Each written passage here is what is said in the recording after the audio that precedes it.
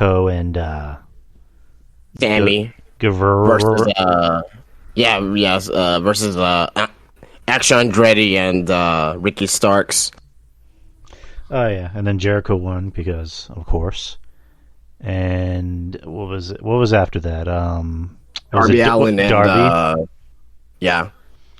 Darby, and Buddy Matthews. And they had a Jay Briscoe tribute package, which is good. Yeah, I'm happy for that. I don't know if I'm ready to see Mark come out tonight, man. Ooh, man. Yeah, it's gonna be God, man, that's gonna be emotional. Oh yeah, definitely. And I mean, good for Warner Brothers or Warner Brothers Discovery for allowing it to happen and allowing AEW to post a tribute or make a tribute package and then post it, live on the air. I mean, about time it takes someone to die for them to come around on past mistakes, So it's just like, get over it already. It happened like 10 years ago. So it's just like, no, we can't have him on our show. We can't even have a graphic because he said a bad thing. It's like, oh my god, dude, come on. It's like you're still employing Ezra Miller. Like, come on, dude. Like, get over it. So we'll have that to get into, and along with a bunch of other topics, which it's not really a news heavy week.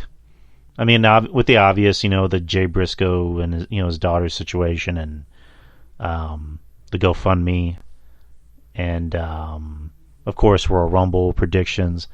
RJ, he said he's going to be in late. Mm-hmm. So yeah, we're going to wait for him. Ruben said he's not able to make it. So it's going to be us three, and if not, it's just going to be us two. Yeah.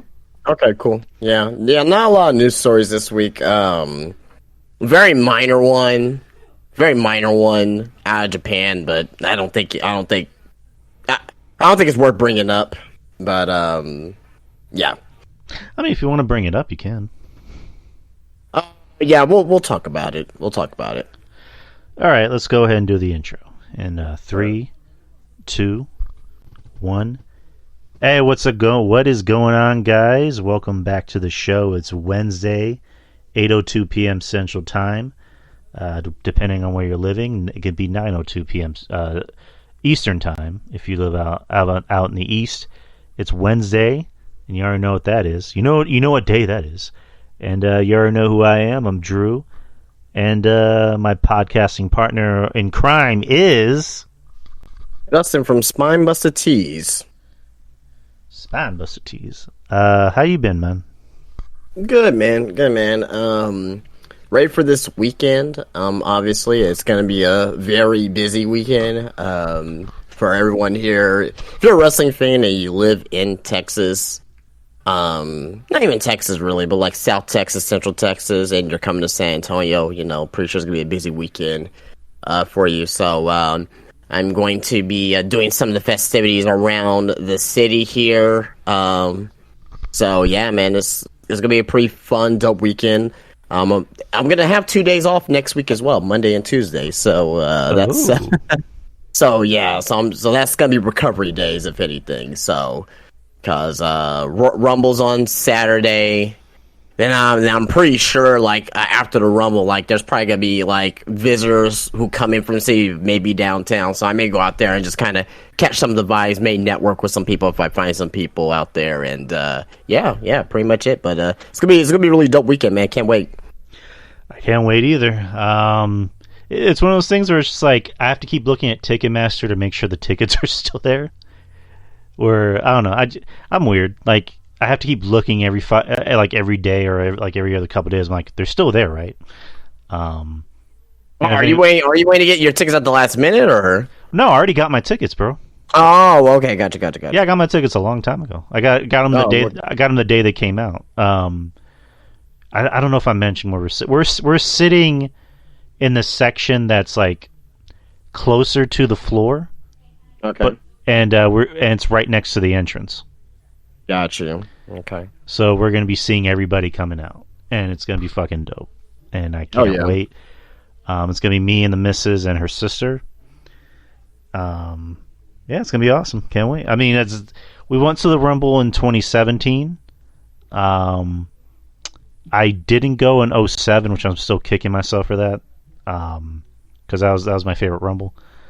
And then '97, I didn't go because at that time, I wasn't watching wrestling, Mm-hmm.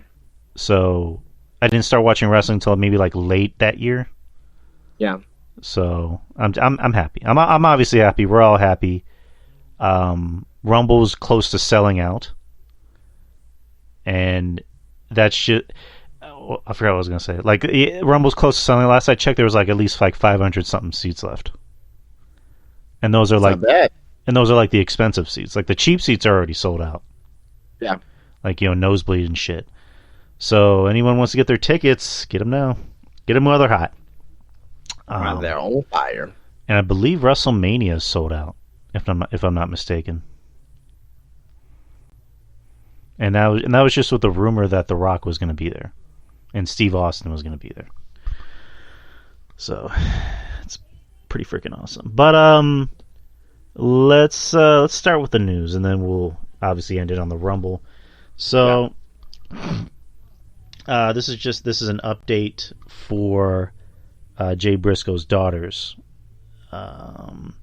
They are said to be slowly improving after suffering serious injuries in the crash last week that claimed the life of their father and another driver. During another Facebook live stream Monday evening, Josh Wharton, a friend of the Pugh family, shared an update from Jay's widow Ashley. Their 12-year-old daughter Gracie has regained feeling below both knees, or below her knees. That's how it's written. However, as of Monday, she has yet to regain any movement below her knees since the crash. Gracie suffered a severe spinal injury in the crash. Jesus Christ. She was left with no movement below her waist and no sensation below her knees. She underwent surgery last Thursday. Her strength is said to be improving after working with physical and occupational therapists, and she was able to assist with her transfer into a wheelchair on Monday. 9-year-old Jaylee's nasogastric feeding tube was removed Saturday night, and she was able to eat and drink as much as she pleased on Sunday. She was said to be much happier after that, and with the help of physical and occupational therapists, did her first stand and pivot into a wheelchair. Aww. On Monday, she was able to get out of her bed and stand up. Jaylee's improvement allowed her to spend a little time together with Gracie on Monday. After returning to her bed, Jaylee's wound, VAC, vacuum-assisted closure, on her abdominal incision was removed. As of Monday, also Monday evening, Wharton shared the first words to the public from Mark Briscoe since his brother's death. God is on the throne, Mark wrote in a text message with Wharton. That's all I got, bro. Wharton said he wrote with Mark over the phone Monday, spoke with Mark over the phone Monday evening and described him as chipper, quote unquote. And that's all there is on that. And then, like I mentioned earlier, there is it's not called GoFundMe. It's called GiveSendGo.com. And this was for the love and support for the Pugh family. Their goal originally was $20,000. Guess how much they raised, Justin? I'm not sure. $315,268. It's amazing. And also you can check the top donators, which check out right now. So Chris Jericho donated. Oh no, sorry. Go ahead. Chris Jericho donated $15,000. Tyson Smith, so Tyson Kidd, I believe, donated $10,000. Nick Massey, Nick Jackson, the Young Bucks, donated $10,000. Matt Jackson donated $10,000. Anonymous donor donated $10,000. The Steen family, Kevin Owens, donated $10,000. Austin Jenkins, Adam Cole donated $5,000. A couple of family friends, Mike and Kelly Smith, I'm not sure who that is, $5,000. The Harwood family, so Dax Harwood donated $3,000, and Jim and Stacy Cornett donated $2,000. Wow. So, as I mentioned, man, professional wrestling is a family, man, and that shows it right there. I mean, Um, like whoever thought that Jim Cornette and the Young Bucks would come together for a good cause, right? Like, Right. you know what I mean? Like at the end of the day, like I mean, it's a tragic situation, obviously, with the children, and they're going to be living with without their father going forward, and now the mother of the children is a single mother, and and God forbid, like I don't know what she does. I'm more than sure that she was not involved in the wrestling business whatsoever, or that I'm not sure if she wasn't, like, kind of like with Matt Jackson's wife. Like Matt Jackson's wife, she's like she helps like be the elite and like the merchandise and things of that nature. I'm not sure it's the same for Jay Briscoe's wife. I'm pretty sure if I would like to think that Jay Briscoe's wife was probably just a normal, everyday 9 to 5 type of worker. You know what I mean? Even though in reality she probably didn't need to be, but maybe she was. You know what I mean? So, yeah, man, it's sad. It's sad that tragedies have to bring the wrestling community together in a positive cause, right? But that's just the way it is, unfortunately. But yeah, hope this does. Nothing's ever gonna help the family bring back Jay or whatnot, or like have the feeling. But hopefully, like with these donations, hopefully it does help some of the burden on the after effects of losing, somebody who was taking care of the family. So, what I mean, it's good to see that like everyone's coming together in this way. Right, I agree. You're 100% correct. I think the family will be okay. I mean, let me kind of reiterate what I mean by okay. Like, as far as, like, with this I keep forgetting. It's not, was it GoFundMe, Go Send It, or was it Send It something? But I don't know. I haven't heard of it. I mean, they made it. They were able to exceed their original goal, and I wouldn't be surprised if it got even bigger after this, because it's still open for anyone that wants to donate. And then they also have the family. They have Mark's family, and they have the rest of their family. So I think, as far as, like, being taken care of, I think they'll be fine. But the road to recovery is going to take a while. Especially for those little girls. I mean, we're obviously happy that they're fine, that they're doing okay. Right. It's going to take a while, for those wounds, whether it's for both physical and emotional wounds, to heal. As as kind of corny as that sounds, it's true. But I mean, here's hoping to a flawless recovery. Other news, not really news. I mean, we'll talk about Raw 30. So Raw 30 was on Monday, as Raw usually is. And let's see, the ratings came in. It drew the best viewership in the past 3 years.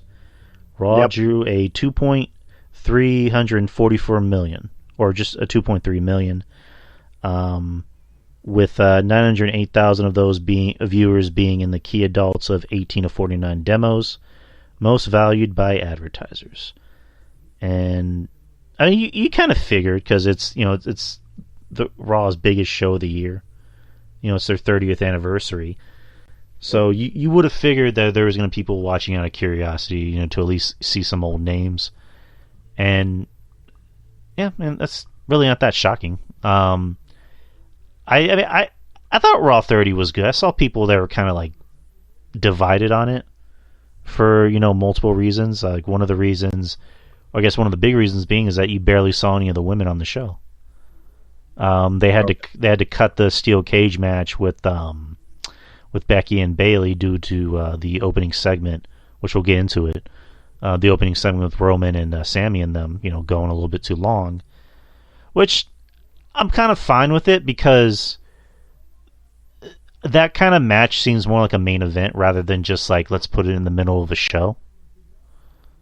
So that should be like the main event of Raw, or maybe not necessarily a main event of a pay-per-view, but like that should be a pay-per-view quality match, and if anything, like a main event of Raw. But and then I guess like the only women's segment that they had was Charlotte coming out and interacting with Bianca Belair, and then Sonya coming out. I think Bianca and Sonya had a match, I believe, and that was one of the biggest complaints of the night. And I guess I can see where people are coming from, because like this past pretty much decade, or close to a decade, there's been this big resurgence in WWE with women's wrestling being taken more seriously, and it's like on your biggest show of the year, you barely have any of the women on the show. And I get it, because Roman's segment went over, and Roman is the guy, like he's the top guy in the company. But it's like there's other shit you probably could have, I don't know, cut a little time on, and not the Bayley and Becky match, which I know I just said I understand why they had to cut it, but I don't know, maybe that could have been the main event of Raw 30. Like I don't know, but what did you think of Raw 30? It was a fun show. The first hour was probably the best first hour in Raw, probably in the last 5 to 7 years, easy. Like it's gonna be a classic segment. Storyline was impeccable. It's gonna be one of those things where you go back and look like, okay, that's is that a top 20 Raw moment of all time? Or is that a top, like if you put it in your top 20, I'm like, I won't complain about that. And maybe it's recency bias, but like, especially on what happens next, because we know, Sammy, the turn's happening. Is it going to happen at the Rumble? Likely, maybe. But we know the turn's coming, and we know it's happening.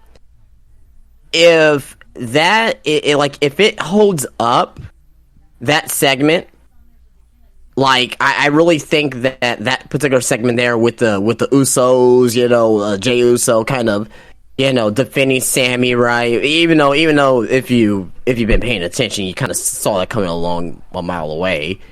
That was going to happen. I think people is going to go back and look at that, 5-10 years from now, very fondly, that segment. The match, with the kayfabe, X from the referee, right? Obviously that was storyline. Jimmy wasn't really hurt. As part of the storyline. And with Sami Zayn finishing the match with the 1D, and, it's a beautiful finish there. I thought that was great as well.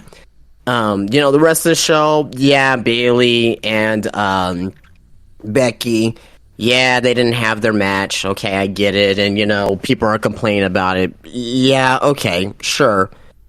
But you gotta think about it this way. Would you rather have that opening segment shorter to have a cage match that possibly may not been I will say probably about a 90% chance that cage match was not going to be as memorable as that opening segment. So I will say have that opening segment go as long as it needed to, right? For that story, right? And you can always have that cage match later on. I don't think it's gonna kill anybody to have that cage match later on, right? Could you make some segments shorter? Yeah, sure. Maybe the DX segment a little bit shorter. Yeah, maybe you could have cut some time from some of the other matches, but at the end of the day, it's still not easy to book on the fly like that.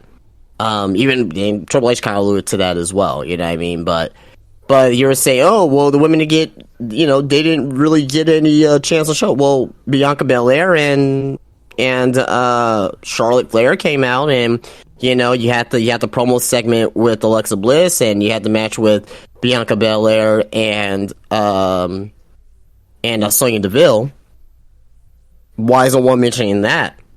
Yeah, it's only one match, but still, they're acting like there was no women's wrestling at all, that there was no women's attention at all, on the show, which was false. I mean, they put over their two champions there in the ring with each other, and, had Sonya Deville come out. Now, it was a little stupid, I will say, but the match was a little bit stupid because now who's going to believe that Sonya Deville is going to defeat Charlotte Flair? You know what I mean? Even though we know she was going to defeat him anyway, but still. And Rhea Ripley. Rhea Ripley was in the, was involved in that tag team match. She was out there, right? Isn't she part of the women's revolution as well? You know what I mean? Like, she was out there and, doing her Rhea Ripley things and, distracting the match as well. So I think people want to, what's the word I'm looking for? People want to find something to complain about. Oh, there's not enough women's wrestling on WWE right now and this, that, and the other. Well, did you watch NXT last night? Because 70% of the show was women's wrestling. Oh, you didn't watch NXT? Oh, okay. Okay, so your narrative only goes on what you watch. I understand. Right. And that's what a lot of people, talk about online. Well, it's not as much women's wrestling as it was, maybe 2 years ago. The women's wrestling's there. You're choosing not to watch, all of it. You know what I mean? You got people on NXT, as I mentioned. Tiffany Stratton. We know how high I'm on Tiffany Stratton. She looked amazing last night in her in her return back. Has a better goddamn moonsault than Charlotte Flair. Beautiful moonsault. Mm-hmm. You know what I mean? So again, you got if you make that assumption, you gotta be fair. You gotta be fair across the board, right? And I'm pretty sure Bailey and Becky, I'm pretty sure that they're probably, honestly, I don't even think they're really upset by it because they've been there long enough to understand that, that these things happen, right? And they were given an option too. They were also given an option. Hey, do you want to go out there and have a short match, or do you want to have it, have the match rescheduled? They're like, oh, let's just reschedule match. Let's go out there. Let's just do a let's go in there and let's build an angle and just go from there. They could have, if they elected to have that match on Raw, right?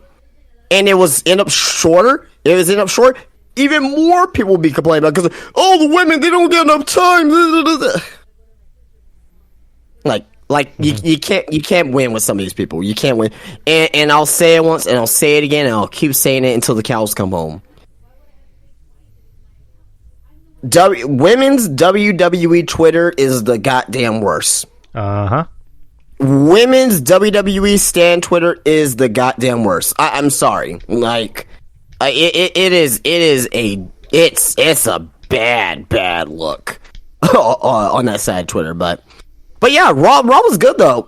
Very good actually. Imperium coming out. Gunther getting put over by DX, right? And just, I'm not gonna fight this guy. I'm retired. Like, that's awesome. You know what I mean? They use their legends as well, the right way. They didn't use the legends to bury the talent. They used the legends to put over other talent. So yeah, they didn't overstay their welcome. Hulk Hogan came out at the beginning, 2 minutes, even though the microphone wasn't working. Then you had, Ric Flair come out there for, a couple minutes, doing his promo. None of the legends overstayed their welcome. You know what I mean? The DX promo could have been a little bit short, but, hey, are you going to tell Triple H to are you really going to tell Triple H on, hey, to be a little bit short on his own show? He can do whatever the fuck he wants, right? Is either that or have fucking Vince, being in charge, even though he may be back in charge sooner rather than later. And just completely burying people. So I'll take DX, a long DX segment, if that means that Triple H is in charge. So be it. So good show overall, though. Good show overall. I don't like 5 or 10 years down the line. I'm not sure I'm going to remember everything about this show with the exception of the opening. But as of today, 2023, I thought it was pretty good.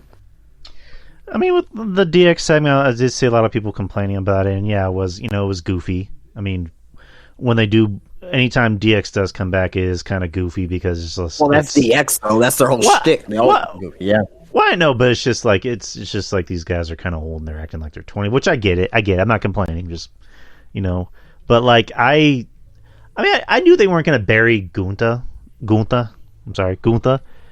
Because like Triple H can't do anything physical anymore.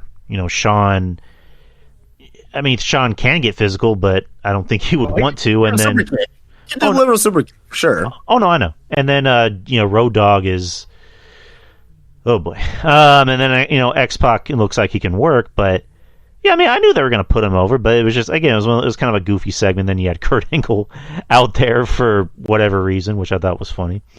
But I mean, I didn't have a problem with the segment. I know most people did. I personally didn't.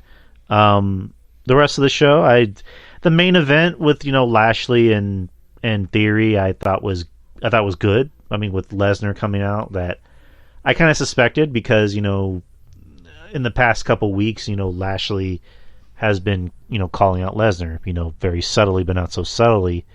So it's just like, all right, this is Raw 30, so something's got to happen. It's no disqualification.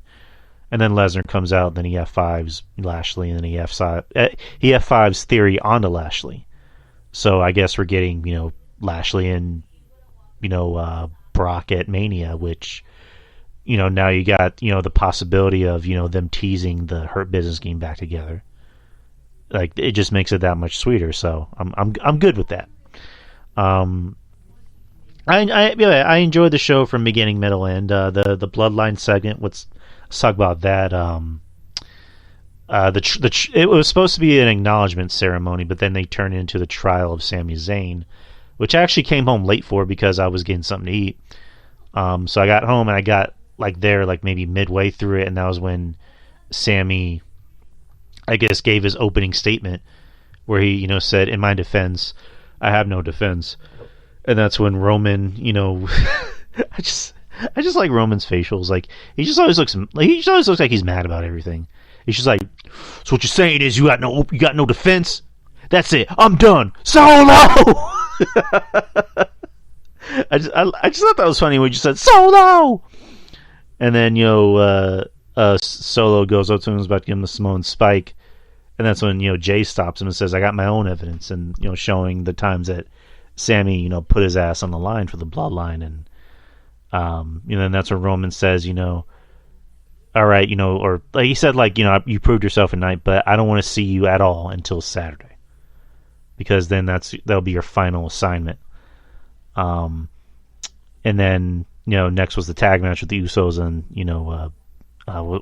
Judgment Day. I'm sorry, and Jimmy got hurt. I don't know, was that legit? Jimmy got hurt, or was that? Yeah, it was completely kayfabe. Okay, all right. No, I mean, if that was the case, then Sammy wouldn't be involved in that match. Like, well, I mean, I didn't know if it was a thing of Jimmy was already hurt, so they decided to plan it during the match. I don't know, but Sammy ended up taking Jimmy's place, and Sammy picked up the win for the Bloodline. So there we go. Let's see the rest of the night. You had the APA and JBL having their own poker tournament. With Baron Corbin and JBL winning, but IRS came in, took all the money, but only left him $100. And then Ron Simmons comes in with a damn.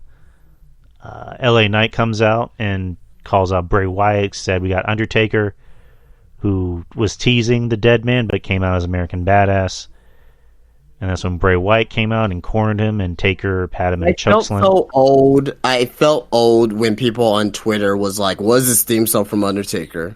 I'm like, "Oh, Jesus Christ!" Like I get it that thing was only around for a while, but everyone knows they use that theme, like. But anyway, neither here nor there. And no reason why Kid Rock deserves to be in the Hall of Fame. I didn't mention that last week, but there you go. I don't know. I personally like the "You're Gonna Pay" theme, but that's just me.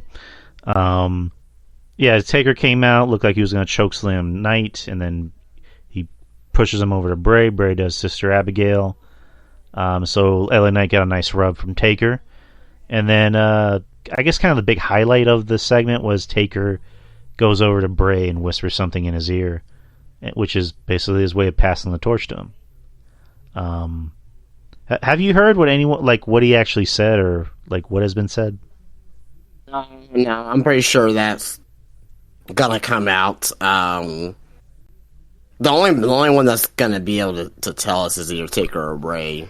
You know what I mean? So, and I'm not too sure if that's gonna be something that's gonna come out immediately for that. That may be a few years down the line before we even hear about that. So, all right, and I mean, as he should, keep it to himself. But yeah, like the whole night, no Austin, no Rock, no Trish, no Lita. I mean, not even a Kane at least, but like, yeah, when none of those guys showed up. I mean, The Rock apparently has been teasing. He said straight. Well, he didn't say, but like, the report was that he said he doesn't know if he's in wrestling shape, which I call bullshit and shenanigans on. Fucking bullshit. This guy is fucking more ripped than a goddamn. I don't know what, but no, that's complete bullshit. Maybe you're not in wrestling shape. I can't believe that. Wrestling shape is a lot different from fucking being in regular in shape. You're in shape, Rock. You're acting like you have like a fucking gut. I mean, doesn't he have like his own ring? Yeah, I'm pretty sure he does. Right, and also I'm sure he has everything. Like, right, and also he made a Instagram video, like he usually does, where he shows himself working out, and then he said, "I'm ready to rumble." Like in the video, I'm like, "Yeah, you're coming. We're gonna see you on Saturday, Rock." I mean, let me think. I'm not saying that him not being there or him being there is not a possibility. I think that he's more likely to be there than not. Mm-hmm. But at the same time, I wouldn't set my expectations that high for him to be there or not be there. He may be there. He just may not be in the Rumble match. He may show up during the Roman Reigns and Kevin Owens match or afterwards at least. So I don't know. We'll have to wait and see. Speaking of Rock and also Steve Austin, the rumor coming out is that Steve Austin was offered big money for a match against Roman Reigns, and that ended up changing to Roman Reigns and maybe even Austin versus Brock Lesnar, which doesn't look like the case because it looks like they're going with Lashley and Brock at Mania. Maybe. Hopefully that's the case. That needs to be a Mania. Or that could be for Saudi too. They may do that Saudi one more time. I don't know. Okay. I made my peace with the Saudi pay-per-views a long time ago, but it's just like that match needs to be at Mania. Like, come on. Like, I don't want to see that. I mean, if you really want me to be honest, I really don't want to see it. I mean, it was a good match, but I really don't want to see it again. Like, we already saw it twice already. Like, do we need to see it a third time? It's gonna be good, but I don't know if I want to see it. Yeah, I mean, that's just me personally. And then, Austin, making it clear that he doesn't mind working a match at Mania. Maybe, I guess, kind of being the new Taker, so to speak, where you only work one day a year, and that's at Mania. Him and Brock in like a no DQ match, like him and Owens last year. Maybe that's a big maybe because like I would not want to see Taker. I'm sorry, I would not want to see Austin and Brock. Right. Not because I don't think they're gonna have a good match. I'll be worried for Stone Cold.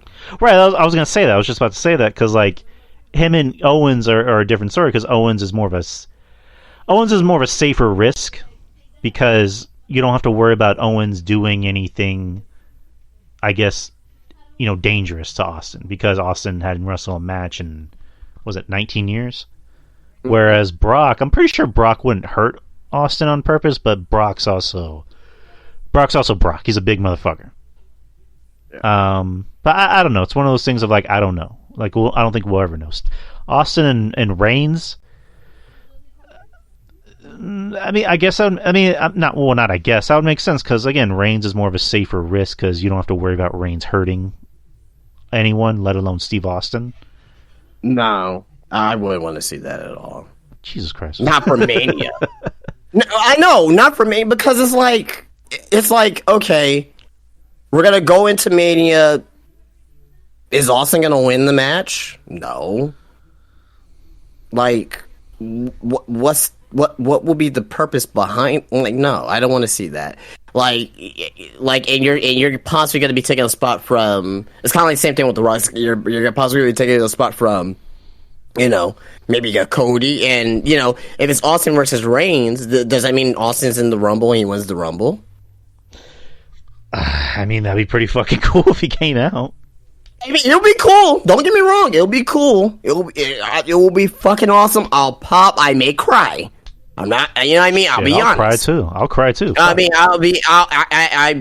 I'm just saying, it'll be fucking awesome.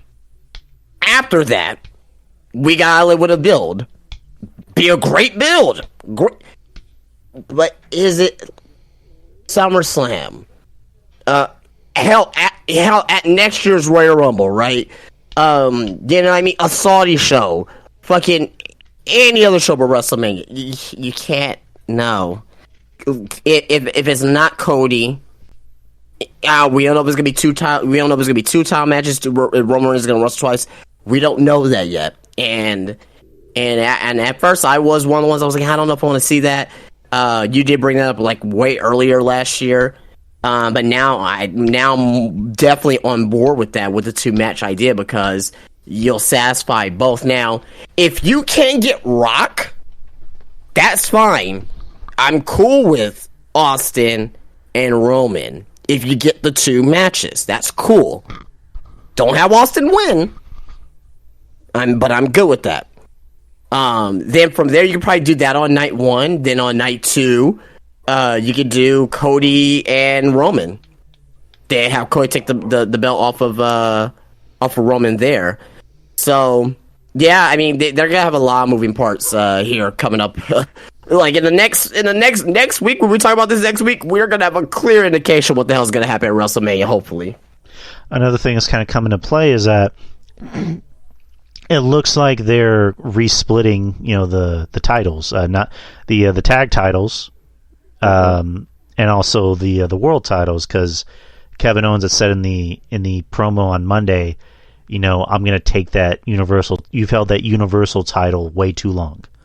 He didn't say undisputed Universal Championships or WWE Championships. He said Universal titles. So that's a clear indicator that it's possible Roman could maybe even lose the Universal title or WWE title before Mania, which realistically I think Cody's going to take the WWE title off of him.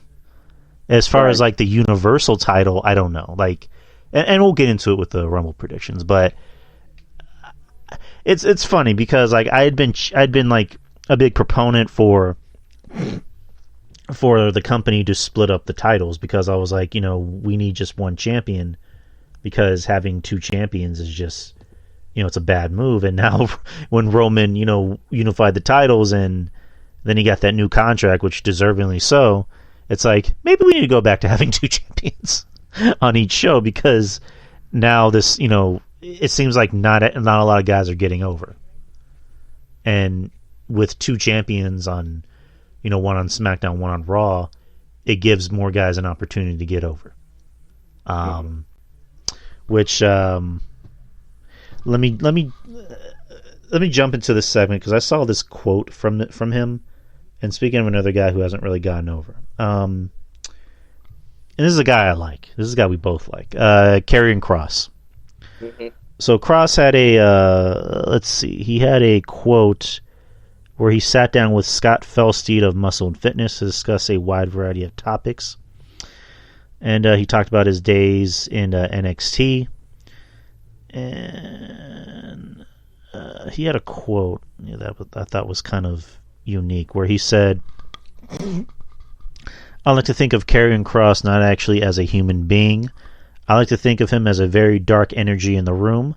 Like when you walk into a place that you shouldn't die late at night, like a haunted house or something. You shouldn't be there, but you feel like you should stay because you are about to see something that you are not going to be able to see anywhere else. He is the dark energy in the room manifesting as a person. And then he went on to talk about more shit, but I just decided to bring up that particular quote. In your opinion, because I don't think we've ever really talked about this too much, but since Kross has come back, and this was back in like what, August? Like late July, August, yeah. I think it was like the week after SummerSlam, if I'm not mistaken. Yeah, because it was before Clash.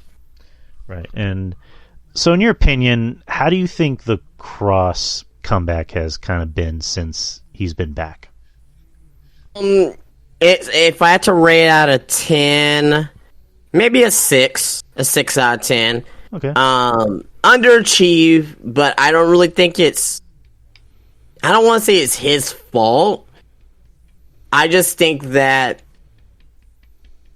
for that particular character, there's not a lot for him, right? Like his character has a very damn big ceiling, right? Because that could be like a world champion type of gimmick.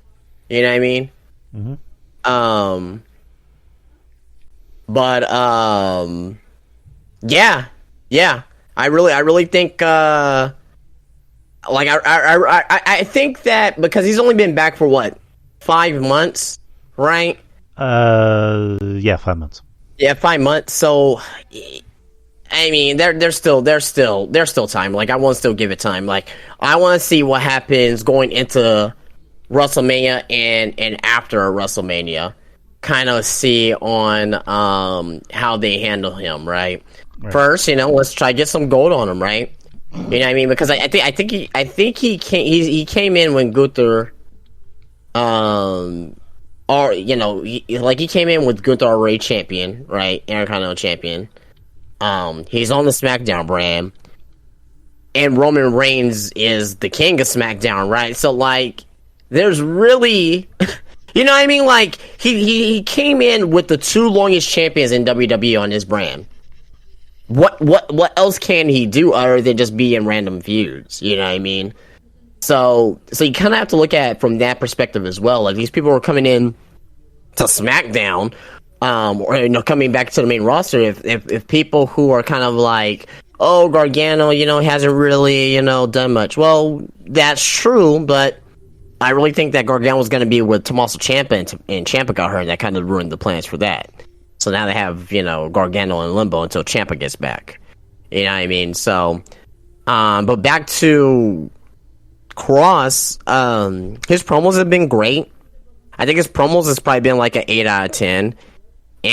But I think his wrestling overall, I don't want to say a 4 out of 10, maybe a 5 out of 10, maybe.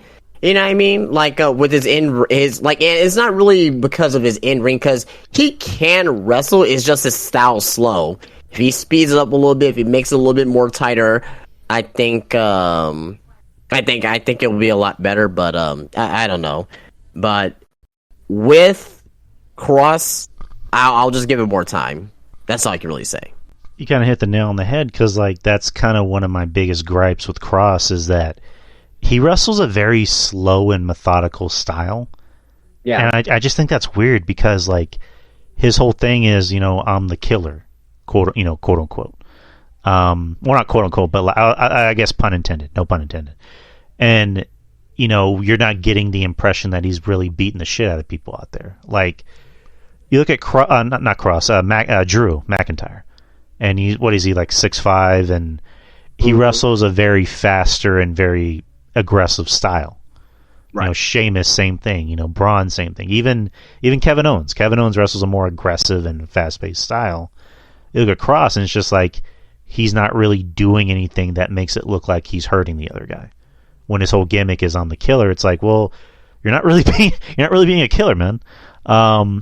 Another thing is just like, through no fault of his own, I just think he's kind of gotten lost in the shuffle, because that's been kind of one of the bad things about Triple H being in charge of booking, is that he's bringing back all these guys and girls that were under his tutelage, and it's like, yeah, they're back, and we're happy after the first week, but now it's just like, okay, what do we do? Like, what now? Especially with Cross, where it's just like, we're happy to see him back, and then you interject him in a feud with Drew that sounded interesting, like, as a thought, but then it just kind of went nowhere. And then you kind of have him feud with, not really feud, but I guess like start his own kind of feud with Roman, but that didn't really go anywhere. And it's just, again, the overall presentation where like he hasn't really done anything to help him stand out. And the promos are fine. I like the promos, but like going back to how he wrestles, he hasn't really done anything that makes him look vicious. Like, he hasn't, like, kind of like with Dominic, invading Ray's house on, Christmas, that seemed more like something Cross should have done, is invade, Ray's house and beat the shit out of him in front of his own family. Like, make him look vicious. Make him look like someone that you're going to boo, but you're afraid of. Where it's just like, I'm not really afraid of this guy, honestly. Like, he looks like he can whoop my ass, but no, he's not really that scary. And also just one thing I've kind of like, I tried to give it a pass, but it's really become distracting. The hair. Like, he needs to cut his hair. Like, he needs to go back to the Cross in NXT, because in NXT he looked a lot more vicious and intimidating, where it's just like, his hair is beautiful. Like, he has beautiful wavy locks, and it doesn't fit well. And also him coming out wearing a nice button, or not a nice button shirt, but like a nice sports jacket and a nice tie. It's just, I'm not a fan of it personally. But Anna's saying NXT was a big fish in a small pond, and now, god damn it, something got in the way. And now he's a small fish in a bigger pond. Yeah, I mean, you're right. He kind of has to find his own. He has to find his own way, which I think he will, because I mean, he looks like a star. So and eventually, maybe after Mania, we'll get to see more of what he can do, because I can imagine Roman's gonna take a vacay after Mania, and they're gonna split up the two belts. So we'll see what he can do. And I like Cross. I just want him to kind of find his own footing. The main event's on right now. Mark Briscoe is fighting Jay Lethal, and you got Ian Riccaboni, and I forgot the other guy's name on announcing. And good on Tony Khan and Warner Brothers Discovery for just doing the right thing. Give the fans what they want. Yeah, and apparently Tony Khan really wanted the Briscoes in AEW, but yeah, again, Warner Brothers Discovery is a bunch of pieces of shits. I mean, let's just call it what it is. A bunch of pieces of shits. So there you go. Same thing. Same with the Triple H. Triple H wanted the Briscoes, but WWE just didn't want to hire him. Oh man! But Tony Khan is Jesus Christ. According to Tony Schiavone, Tony Khan is actually helping out the family, and he kept it on the DL, because apparently Tony's one of those billionaires that doesn't, or millionaires, billionaires, whatever, that doesn't like his good deeds to be publicized. So good on Tony, good on Mr. Khan for helping out the family. Yeah.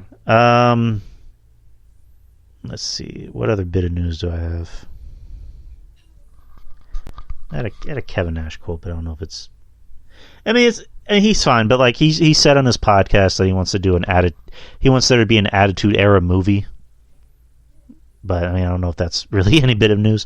Nikita Lyons suffers another injury, and she tore an ACL and meniscus, which, boy, that sucks. I mean, it sucks for her because she got hurt. She got hurt last year. I think with a what? Wait, what? No, I'm just saying, yeah. I think it was like a similar injury, right? Yeah. I believe it was a torn MCL or something like that, or meniscus. Yeah, because she wasn't out that long.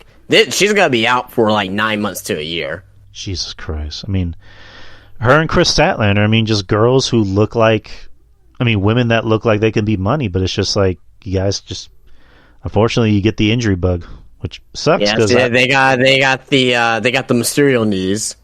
Oh boy, and I like. Who's that jumping off the boat? Oh, and Mysterio, my knee is blown. Oh God. Then we're canceled. Hopefully she gets back sooner rather than later. I don't want to say it, but I really don't want to say it, but if she can't stay healthy, I think WWE may let her go, man. I don't want to say it, but if you can't stay healthy, then how are you supposed to, do what you need to do, and develop? But I really want her to stay, but I'm just being realistic about the situation, and No, you're not. You're not wrong. I mean, that's why I'm kind of worried, because it's just like, you got hurt the first time. It's like, all right, well, everyone gets hurt, but then you get hurt a second time, like not even that long after you just came back, and now it's like, oh shit, like, what's gonna happen now? Is WWE gonna put any stock in her? Like, what the fuck? And I hope that's not the case, but unfortunately, for other stars in the past, like, Samoa Joe, who they really did try to put over, but he just kept getting hurt again and again. Same thing with Tegan Nox. She just kept getting hurt. But again, hopefully she gets back sooner rather than later. I mean, it's pretty much all the news. There's something you wanted to talk about, right? Yeah, there was one news story coming out. Well, it's not really out of Japan, but it was from Japanese wrestler Kazuchika Okada. And he said that he wants a Pro Wrestling World Cup, saying that he's willing to speak with Tony Khan and Triple H about it. So I know Tony Khan. He recently said, "Yeah, you know how Tony is. Of course he'll love to do that. You know what I mean?" So, but obviously the big hoop is Triple H. So, and I think Triple H is probably willing to work with. Obviously, I know Triple H is probably willing to work with these other companies, right? But is the only major peg in the middle is Vince and Kerry McMahon.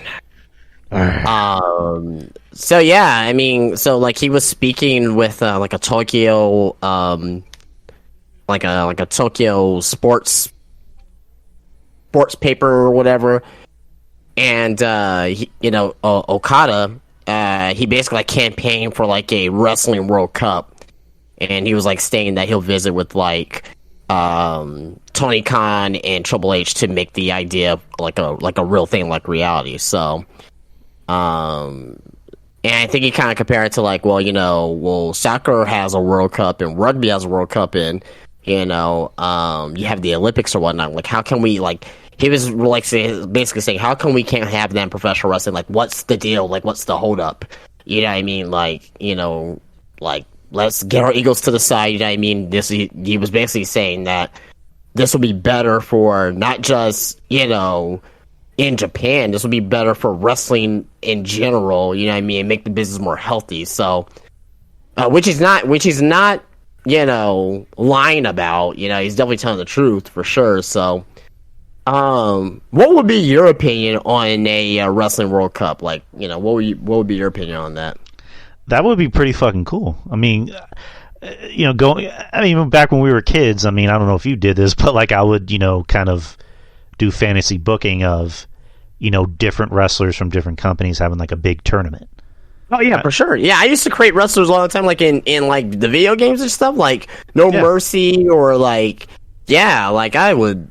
Yeah, I mean, because I used to be pissed off, whenever, because back then wrestlers would go back and forth between companies it was nothing. You know what I mean? And whenever Jeff Jarrett went to WCW, right? I was pissed off for a while that because I don't think he's in No Mercy. Is he in No Mercy? I know he's in WrestleMania 2000, but I don't think he's in No Mercy. I'm pretty sure he's not. But I was pissed off that there's no Jeff Jarrett. I actually have to create him. I have to create Hogan. I have to create Nash and all that stuff. So yeah, no, I mean it'll be pretty cool to see on that actually happening, man. Right now, this is a very minor news story, but this could be a catalyst of something big this year if it happens. I mean, you never know. You never fucking know. Really, never say never nowadays.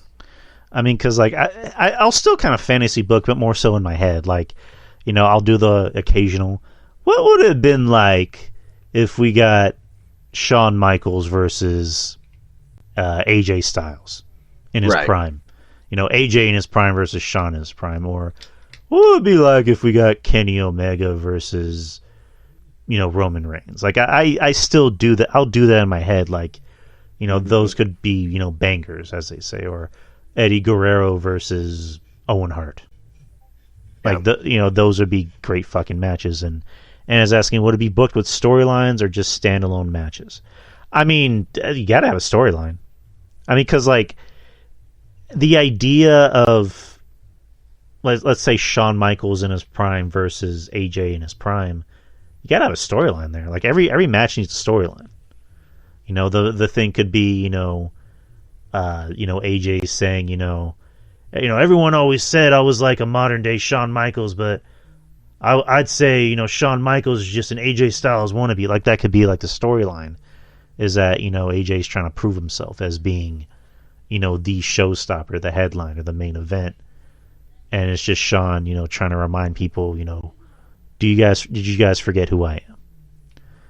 And it's always fun to fantasy because like I did a show with B. Show Brian on his former podcast where we did a 2-parter episode where we fantasy, I guess, rebooked the invasion angle, and that was a lot of fucking fun. And like it was kind of scary because like I thought I had to write down notes, but like I just came up with shit on the fly, and it was really fun. Like for example, I'll use one example where I was saying like how I was thinking in my head like how are we going to fit ECW into the fold? Like ECW could be like the bastard stepchild, and there can be like a storyline where ECW invades OVW, and you have all these ECW wrestlers coming out during a match and just like beating up the talent, and Jim Cornette's on commentary, he's just pissed off, and then you have Paul Heyman coming out just being like, hey Jimmy. And then you cut to the back and you see like a young John Cena getting beat up by both Rob Van Dam and Jerry Lynn. And then you see Mike Awesome with his foot over Brock Lesnar's throat. Like that, like I just kind of pitched those ideas on the fly, which I was surprised I did, and it was a fun show. So yeah, the World Cup, like that could be a lot of fucking fun. Like not just for the business obviously, but for the fans. Like this is a certified way of making money, in my opinion. Why? And what it will do, more importantly, the biggest thing that will come from it, you create new fans for different organizations. Period. You get the Japanese fan scene, who don't really watch American wrestling, and they're like, oh, I heard about this Seth Rollins guy, or hey, I heard about, this Austin Theory guy, and, end up becoming fans, right? Or like here in America, right? Like you see, I heard about this Okada guy. Oh, I heard about Naito, or I heard about Hiromu Takahashi. I heard about the Time Bomb. You know what I mean? And like they end up becoming fans, and like, okay, hey, this Japanese wrestling ain't really that bad out there. Maybe I'll check it out. Or like, hey, this American wrestling ain't really that bad. I'll check it out. You know what I mean? Or even like they bring in like Mexico, like AAA and CMLL, and well, they're not gonna work together, but still, it's like. You'll end up starting to, you may not watch everything, but like you'll be at least more familiar with it. And if you see them on a random American show, like on AEW, or if they come to WWE, it's like, okay, I remember watching this guy. Okay, this should be a good match. That's the main thing that I think that will be a huge improvement, because if you can bring in, something like that together, right, and you create more subscriptions for let's say New Japan World, or for Honor Club, or for WWE on Peacock, WWE on Peacock, the network. I think that will be amazing, and great for the business going forward. I mean, it's a new year. You never know down the line. Maybe by the end of the year we might hear something. Mark Briscoe just beat Jay Lethal in a good match. Yeah. R.I.P. to Jay Briscoe once again. And let's see. Yeah, the rest of the AEW locker room is coming out. You see a Jay Briscoe graphic on the screen. Yeah, this is beautiful. I like it. Again, good on Tony Khan. Good on Warner Brothers Discovery for doing the right thing. Good on them. Oh man, like, God damn it! I don't want to cry. Fuck. But yeah, that's amazing, man. Amazing. Great that they did this. You know what I mean? Hopefully, and again, well, a lot of people are saying that, hey, is Mark going to continue wrestling? We don't know if this could be his last match. We don't know. I mean, I'm not saying that it is. I'm not saying that it is or that I want it to be or anything like that. But if he doesn't, if he wants to say this is my last match, this is the way I want to go out, I only want to wrestle with my brother. I don't want to be a singles guy. Then so be it. So be it. Who are we to say or to tell like Mark Briscoe what to do with his career and how to move forward in life? Maybe he just wants to be a stay-at-home dad, right? Or maybe he does want to become a singles wrestler and have a singles run. Maybe going after the ROH title and doing it for his brother. You know what I mean? I mean, I wouldn't blame him if he just decided to say, I'm done after this because, I only want to do this with my brother. And it makes sense. From what I've seen from Mark, and he's a good wrestler, but, we talked about this on the show last week, Jay was the star. And yeah. And that's not to take anything from Mark. I'm not trying to sound like a dick or anything. I'm really not. But I just wouldn't be, again, this wouldn't be surprised if this was his swan song. Right. Like, this is his way of just saying, all right, this is for Jay, I'm out. And if it was a beautiful match. All right, let's get to the Royal Rumble. I guess RJ's not showing up. Royal Rumble will be this Saturday in San Antonio, Texas, our neck of the woods. Stupid city. I hate San Antonio. Stupid. Fuck this city. I hate San Antonio. Why don't they have it in a more hipster wrestling city like Chicago or Philadelphia or Toronto? Stupid San Antonians. Fuck the Alamo.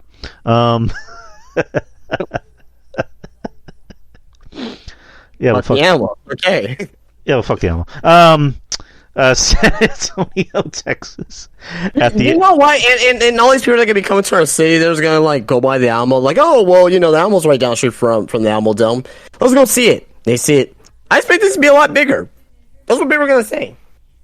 Yeah, I mean, again, I love my city. I love it and I hate it at the same time, but I love it because it's my city. And just letting anyone know that ever visits San Antonio, the Alamo Dome is, not the Alamo Dome, the Alamo is, it's what it is. Like, it's nice to visit San Antonio, but yeah, that's about it. God damn it, I keep getting this echo. Yeah, this Saturday at the Alamo Dome in San Antonio. So far, there's 5 matches announced. It looks like that's how it's going to be. Let me start with the wrestling matches. You got Bianca Belair defending the Raw Women's Championship against Alexa Bliss. Bianca Belair's winning. I don't know. I understand they're doing this new gimmick with the Alexa, or not new gimmick, but going back to our old gimmick. Yeah, I really don't see the reason why Bianca should lose this match. Yeah, I don't. I really don't see a real reason for Bianca Belair to win this match. Or sorry, to lose this match rather. Yeah, she's going to be at Mania, and she's more than likely going to wrestle Rhea, which we'll get into the Rumble, later on. But yeah, Bianca's going to win this.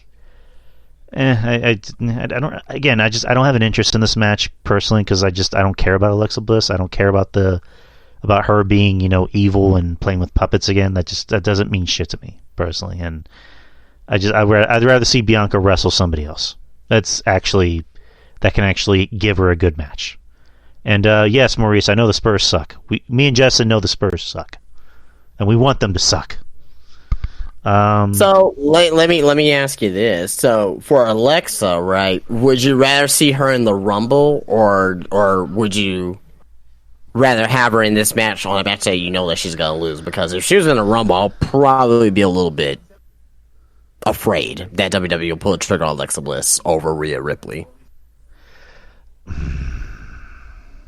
Like, you know what I mean? Like, this is like the lesser of two evils. Like, I'd rather watch a fucking 10-minute match knowing that Alexa Bliss is not going to be in the Rumble. Well, the thing is, like, last year I was kind of afraid that they were going to have her win because she was out there no-selling and, like, doing her spooky evil gimmick. And Exactly. I was thinking to myself, like, oh my god, they're not going to actually have her win. So, yeah, you're right. I'd rather have her in a match where I know she's going to lose. Right. Rather than put her in a Rumble match where they might just say, hey, just for shits and gigs, let's have her win. Exactly. Like, So- I wouldn't want to see that. Well, I mean, I hope this match ends quickly. I'm not saying it needs to be a squash, but maybe like 10 minutes, 10, 12 minutes. And I just want to see Bianca just move on to a different opponent. Just personally. Bray Wyatt versus LA Knight in a Mountain Dew pitch black match. I got LA Knight winning. This is a perfect match for him to win. Bray Wyatt doesn't need to win a match. Yeah, it's his first match back officially on the main roster, but it's a match that he does not need to win. What exactly? Go ahead. No, I was gonna say, like, if Bray wins, what does it do for him? Nothing. It's the same Bray Wyatt, wherever he wins or loses. If LA Knight wins this match, what would this do for LA Knight? It would actually do more for LA Knight than losing. So the way he's going to lose is, Uncle Howie's going to come out and fuck over Bray Wyatt. It's a pitch black match, so I'm pretty sure there's going to be the lights are going to be going on. I don't know what this match is going to consist of. I don't know. This is just a gimmick match, sponsorship by Mountain Dew. I don't know. Is it going to be lights go off periodically? Is it going to be in black light? Is it? I don't know. To be honest, I really don't care what this match is. I just want to see. This is the only thing I'm concerned with. A, is LA not going to win? B, are we going to get Uncle Howdy reveal? Not just him coming out to attack, but just an actual reveal. We need major progression between now for this Bray Wyatt storyline, right? We've been getting Uncle Howdy, we've been seeing him, things of that nature, but now we're at a major 4 pay-per-view, probably the second biggest pay-per-view of the year. We need huge investment. Is this I need to see something that makes up or whatever Bray Wyatt's doing at WrestleMania.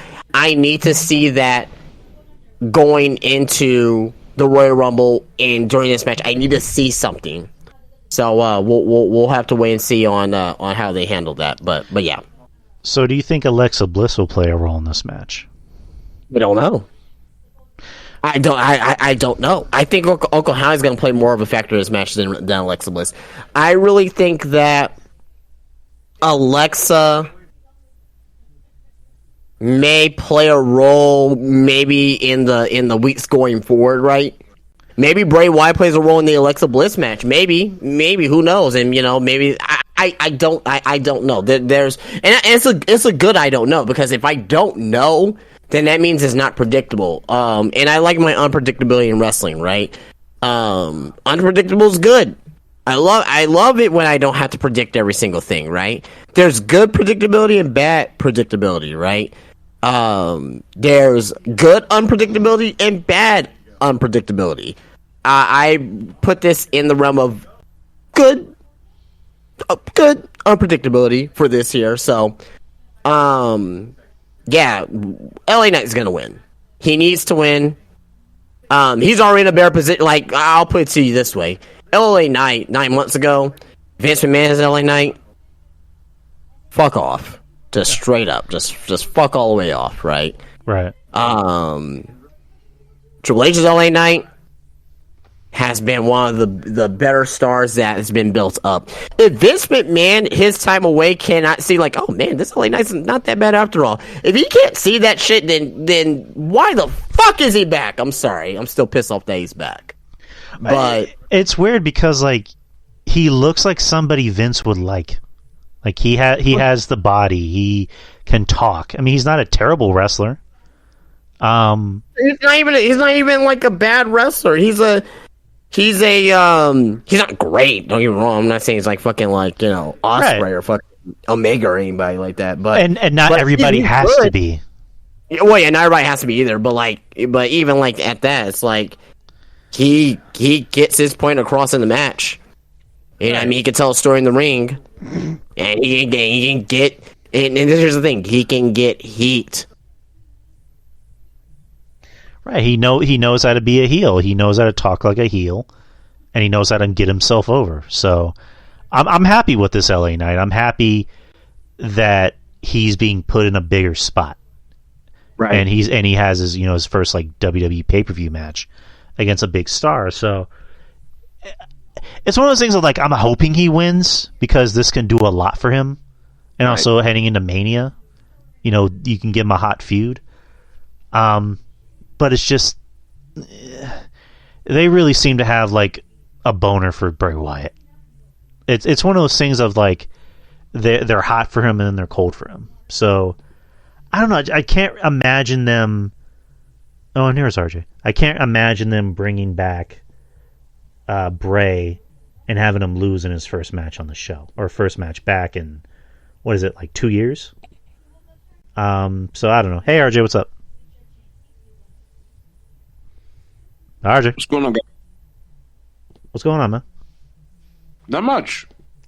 We're just barely getting into the Rumble. I don't know if you talked about it already, but like, what's your I prediction? want to talk about it again. Goddamn. Nah, just playing.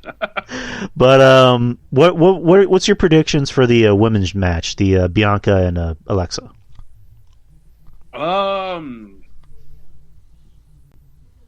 Bianca's gonna win, I think. Right. I hate. This is one thing I don't like about Triple H. Triple H has this weird obsession with having long fucking title reigns. Everybody has to have a long title reign, and it's like, no, bro. Like that's everything. Everything's boring that way. If I was booking it right now, I have Alexa Bliss take the belt, but knowing Triple H, Bianca versus Rhea would be one of the destinations that I would take, and I do believe Bianca will have a big match at WrestleMania. She's gonna win. Right. Justin brought up an interesting point because I mentioned I don't really have an interest in this match because I just kind of hope it's maybe like 10 minutes, at least 10, 12 minutes. And Justin brought up a point where he said, would I rather see Alexa in a match that I know she's not going to win, or would I rather see her in the Rumble where there's a possibility that WWE can be like, fuck it, let's have her win. And that was interesting. I'm like, because I remember last year's Rumble when they brought her in, like, she was doing the spooky. Well, I mean, she's doing it now, but like she was doing the spooky demon gimmick, and I was like, for a second, I'm thinking, oh fuck, they're gonna have her win, right? Because she wasn't selling and she was acting like she was Ultimate Warrior. But luckily she didn't win. But yeah, the match I know everyone loves the Alexa thing. I personally don't. I think it's just stupid and hokey, and probably because I just don't like Alexa. I don't want to say personally because I don't know her, but like I don't like the gimmick. I don't like her as a wrestler. Just plain and simple. And then we were getting into the next match, which was LA Knight versus Bray Wyatt in a pitch black match. What are your thoughts on the match and what could possibly happen in predictions, of course? Well, I'll tell you what, Drew, you better be prepared to be mad already because it's going to be a bunch of hokiness. I just hope you know that already. I mean, I figured. Yeah, so I don't want you bitching, man, I could have sat at home. Because it'd been like, Drew, you already knew what you were getting into when you bought the tickets. I know. Well, I mean, I'm not gonna be like Jim Cornette. I'm like, oh god damn it, they're ruining the good sport of wrestling. I'm not gonna be like that, but go ahead. For whatever reason, I see Uncle Howdy versus Bray Wyatt at WrestleMania, man.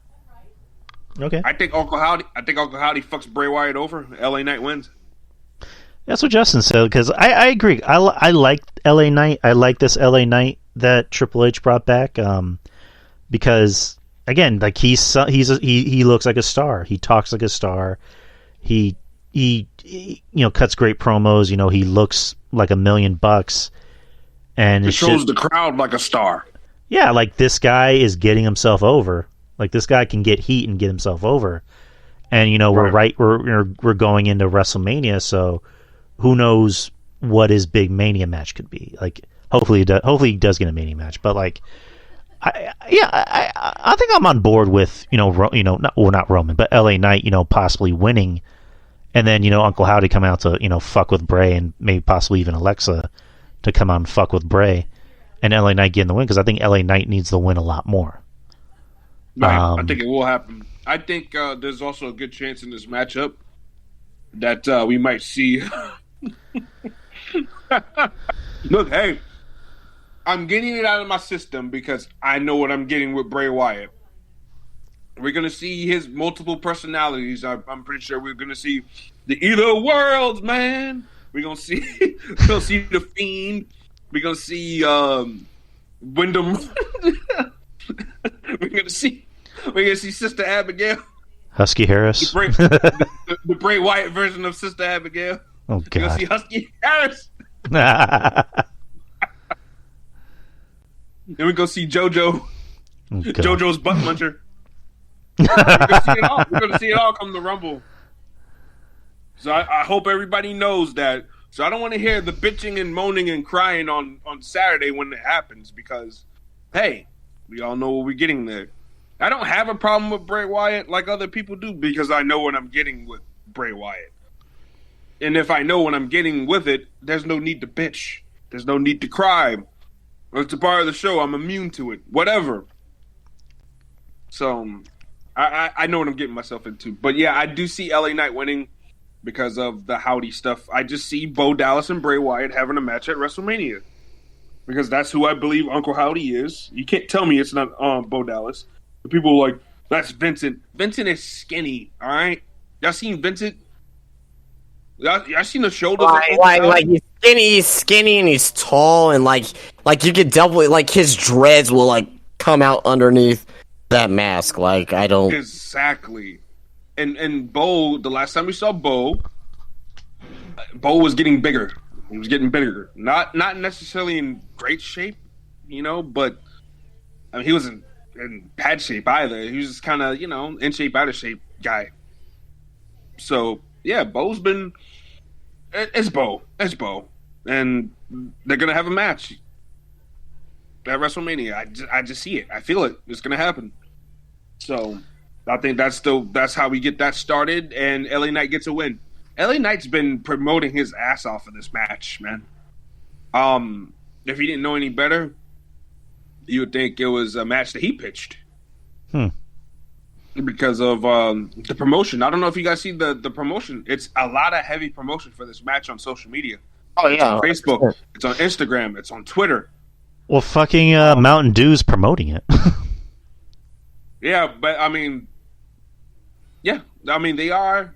He's promoting it too, and WWE's promoting it. So I mean, the promos everywhere, and it's different ones too. It's not the same one over and over again. So yeah, they're really promoting the hell out of this, and it goes to show you that somebody's got faith in this man's vocal ability.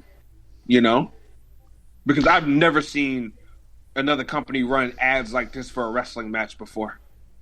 I don't know. Can you guys tell me? I mean, LA Knight strikes me as somebody that doesn't phone it in, because I think anybody in this kind of feud would have just been like, all right, well, at least I'm getting paid. I'm on a pay-per-view. With LA Knight, it's like, fuck. Like, they just gave me my gimmick back. I'm in a big pay-per-view match with a big star. I'm not just going to fucking phone it in. Like, I'm going to give it my all and make this the best shit on the card. And, look what happened. It's kind of like with, I know it's maybe like different. This is like vastly different. But it's like with Edge and Mick Foley at WrestleMania 26. Was it 26? Mm-hmm. Was it 26 or 20? Or 20? For Edge and Mick Foley? 21. Yeah. I thought Edge and Foley is 22, Chicago. 22, yeah. 22. It's just like, that was like a match that they could have just easily phoned in, but it ended up becoming, possibly the match of the night, or one of the matches of the night. And most memorable for sure. most memorable. There you go. So I don't know. Maybe this could be the match of the night. You never know. Maybe this could be at least a memorable match, like something big happens. So right. I'm going for night on this one. The thing that people keep on forgetting is that Bray Wyatt is capable of having a great wrestling match. Right. If that's what you want, Bray Wyatt can give it to you. I think he's more of a character worker than he is a wrestler, though. I think with Bray, it depends on the match. I think he's better when he's in a match where it's like more of a brawl rather than an actual match.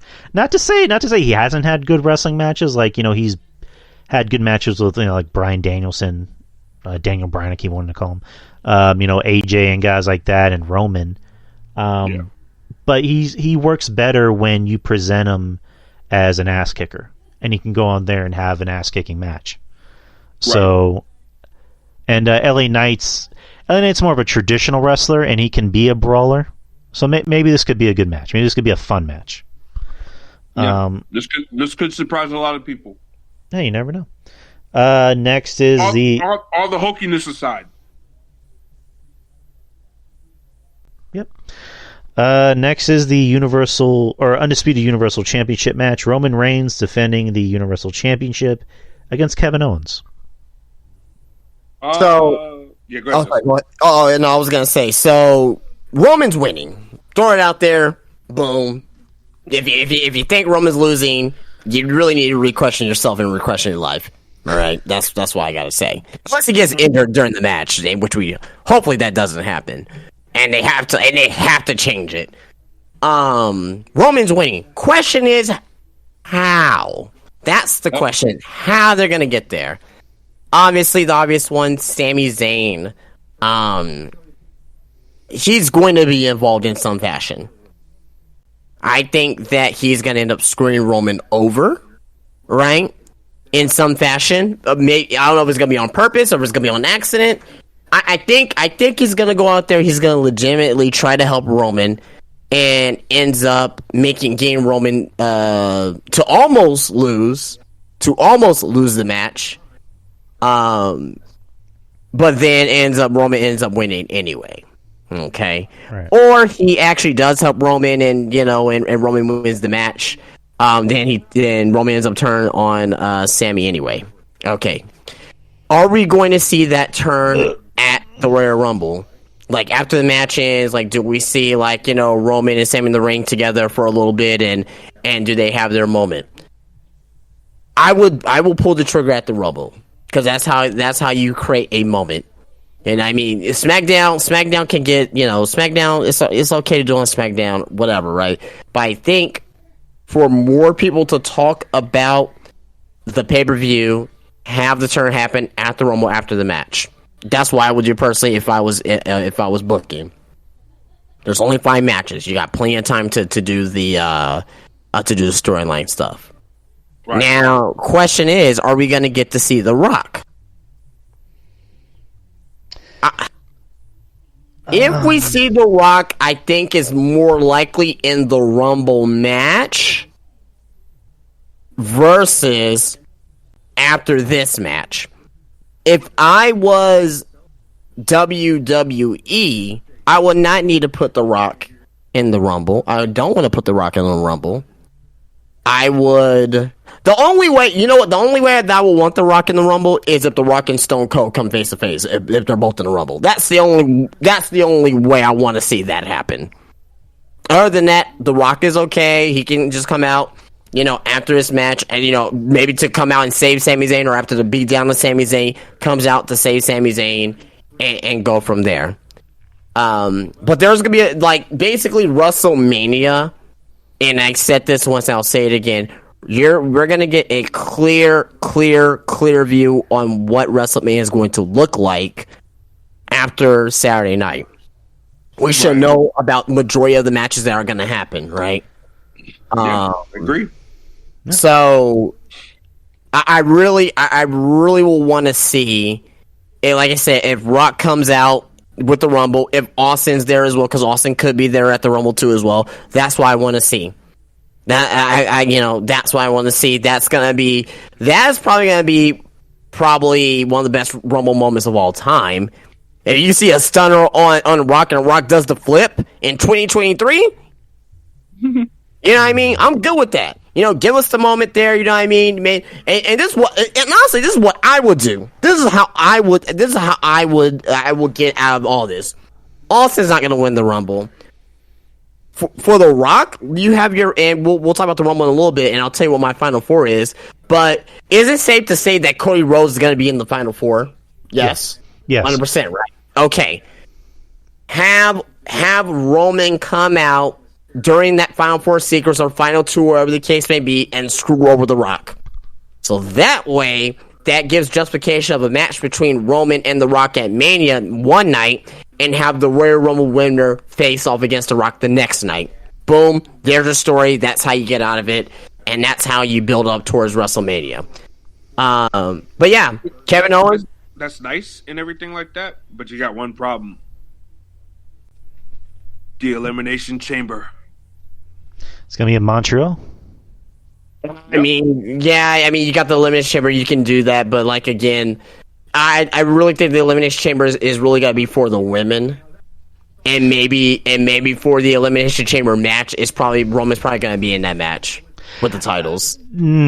I disagree, because Sammy's also on the freaking poster. Like, they leaked the chairs for the I guess the stadium that the that the event's going to be at, and he's on the chair, so thus he's going to be on the poster. So that has to be a main event, dude. And you can imagine. Yeah, I mean, it's like with Drew. Drew got to be in the main event at Clash at the Castle.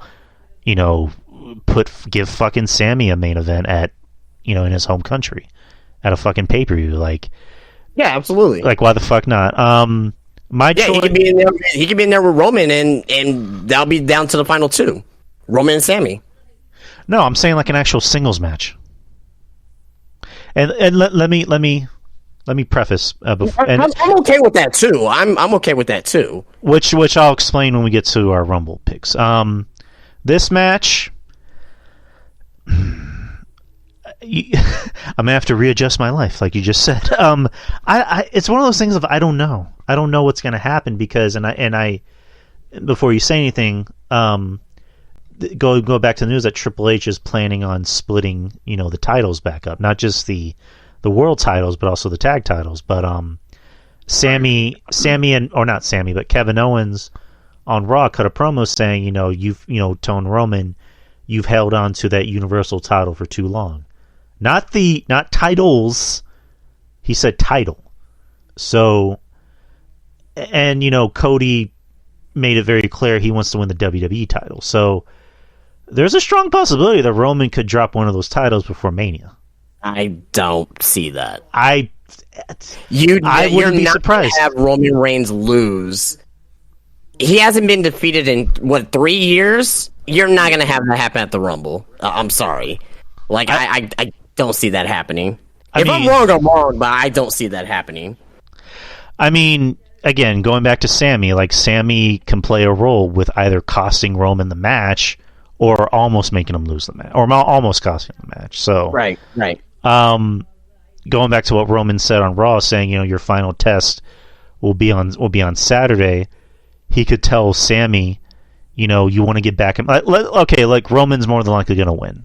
And I know I just said there's a strong possibility he could lose, but it probably won't be at the Rumble. But let's say the possibility is that Sammy comes out and he almost costs Roman the title. Sammy goes to see Roman and Roman's pissed. Right. And he tells Sammy, you want to get back in my good graces? Win the Rumble. And enter in. And you know what? And you actually went to one of my other ideas. Right. That I was going to talk about bring up during the Rumble, but I'm wondering if you're going to say the same thing. And I'll save the rest of it for when we get to the Rumble. But RJ, thoughts on this match? To me, it's cut and dry. Kevin Owens is not winning the title. Right. I don't see him losing it. If Roman Reigns is to lose the belts, I am in firm belief that it should be happening at WrestleMania. All right, guys, I just have at the earliest WrestleMania. Yeah, absolutely, without a shadow of a doubt, at the earliest WrestleMania. Yeah, Sami Zayn is gonna obviously factor into the finish. Like Drew said, either costing Kevin Owens the match deliberately, or accidentally fumbling it and almost fucking Roman over. He's gonna factor into the finish somehow, some way, and that's gonna be another strike against him. I don't think the turn is gonna happen at Rumble. See, It shouldn't. myself personally, I would do it in Canada because Roman would get mega heat for beating Sami Zayn's ass in Canada. He would be. See, my thing is, right, if they do the Elimination Chamber and if they were to have Sami Zayn be in the Elimination Chamber with him, you have Roman Reigns and Sami Zayn be the last two in there. You have a Yep. You have a competitive match. Roman Reigns tries to flex his tribal chief muscle. Hey, lay down, make it easy. Something like that, right? Sami Zayn, with the will of the crowd, kind of snaps into, oh shit, I got to fight, and he doesn't lay down for him. And then after he gets beat by Roman, he snaps back into reality and realizes, Roman Reigns is tribal chief, this, that, and the other. And Roman Reigns is looking at this motherfucker like, you know what? Fuck this little piece of shit, and bam, just beat. And I mean, they gotta beat the shit out of Sami Zayn, man. And I think you get mega heat in Canada. The Usos get involved, beat the shit out of them solo. You know what I'm saying? Like, that's how you get your mega heat for your tag team title match. If that's the route they're gonna go in, which I think a lot of us believe that's the route that they're gonna go down, you get a lot of mega heat for doing that alone. Let me ask you something. I think Sammy is gonna have to do something against Roman for Jay and Jimmy to turn against him, because right now the Usos are on Sammy's side. They're on Sammy's side. Sammy's going to have to do something to Roman in order for the Usos to turn on Sammy. So this storyline's fantastic. It's great. Yeah, you don't know which way it's gonna go. Exactly. I think we like to think that we know where it's gonna go, but we don't. For all we know, Roman Reigns loses his belts at WrestleMania. Sami Zayn's still in the bloodline. Him and Kevin Owens don't team up after WrestleMania. Who knows? Maybe the bloodline kicks Roman Reigns out. We don't know. I mean, they could do anything at this point. I'll be right back. Mm-hmm. So I was gonna ask something. So like, with The Rock come in, like if The Rock does come in, I don't know if my idea would work, but like going back to Roman doing the 2 nights thing at Mania, what about one of the matches obviously would be him and Cody. On night 1, you have Roman versus Sammy for the Universal title. I mean, you can do that. Sami Zayn's over, man. Like, to me, I've always been a firm believer in going in with your hot ticket. Right. I mean, I'm like you guys. I love this storyline so far because like we thought we knew what was going to happen, but it didn't happen. Like we thought, okay, they're going to turn on Sammy right now. Oh, they haven't. Okay, they're going to turn on Sammy right now. Oh, they haven't. Like it's like the bit where Roman tells Sammy to take off his shirt, and then you think they're going to kick him out. He's like, yeah, wear the shirt instead. So I'm loving this shit, and like I'm gonna be honest. I'm kind of bummed that it's gonna end pretty soon, like because I want this to go on for as long as possible, but I don't think it will. I mean, I think it's gonna end maybe around WrestleMania.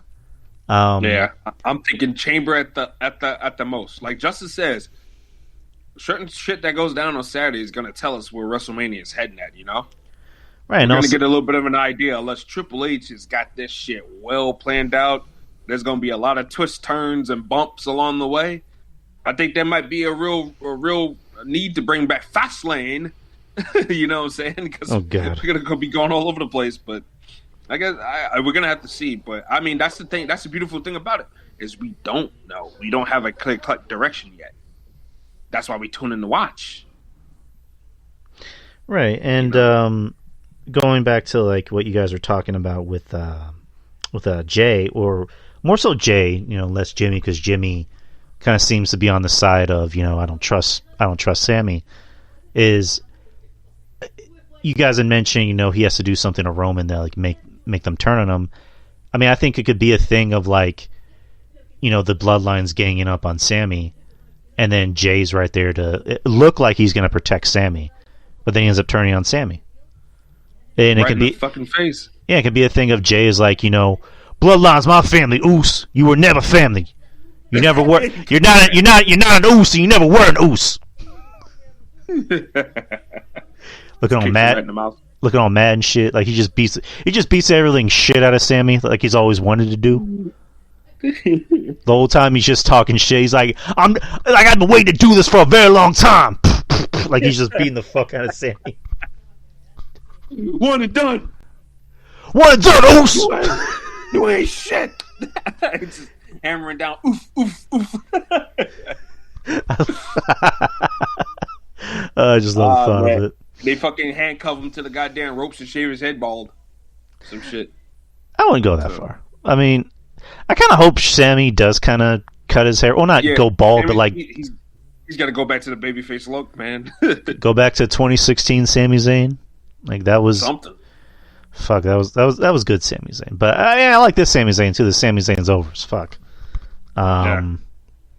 But Justin, you back? Yep. All right.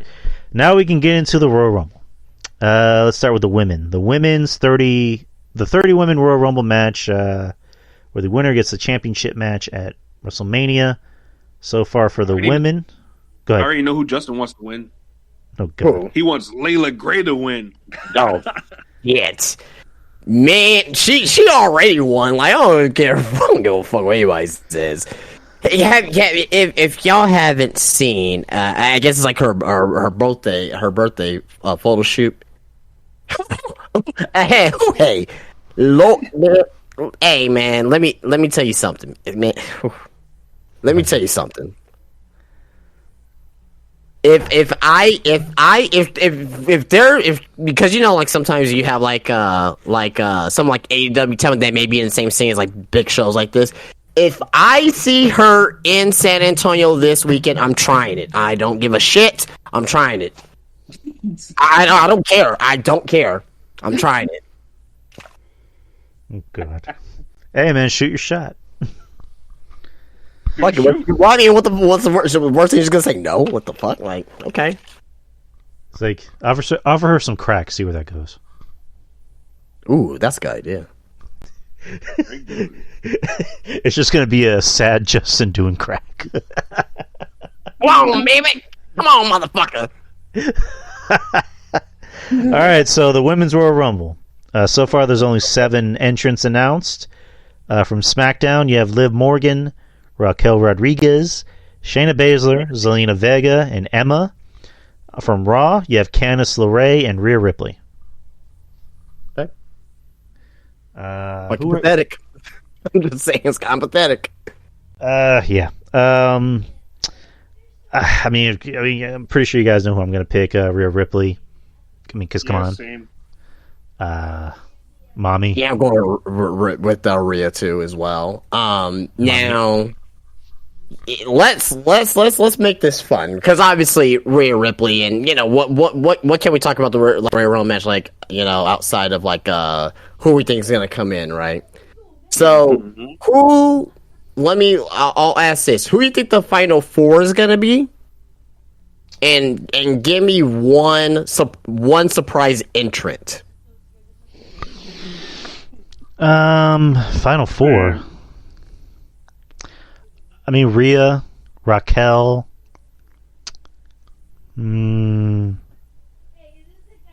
I probably Liv because they still have a thing for Liv. They're trying to make her into a thing. And maybe Ronda. I'm gonna go with. Actually, they said Ronda's not gonna be in it, but you never know. But I'll go with Ronda. That's my final 4.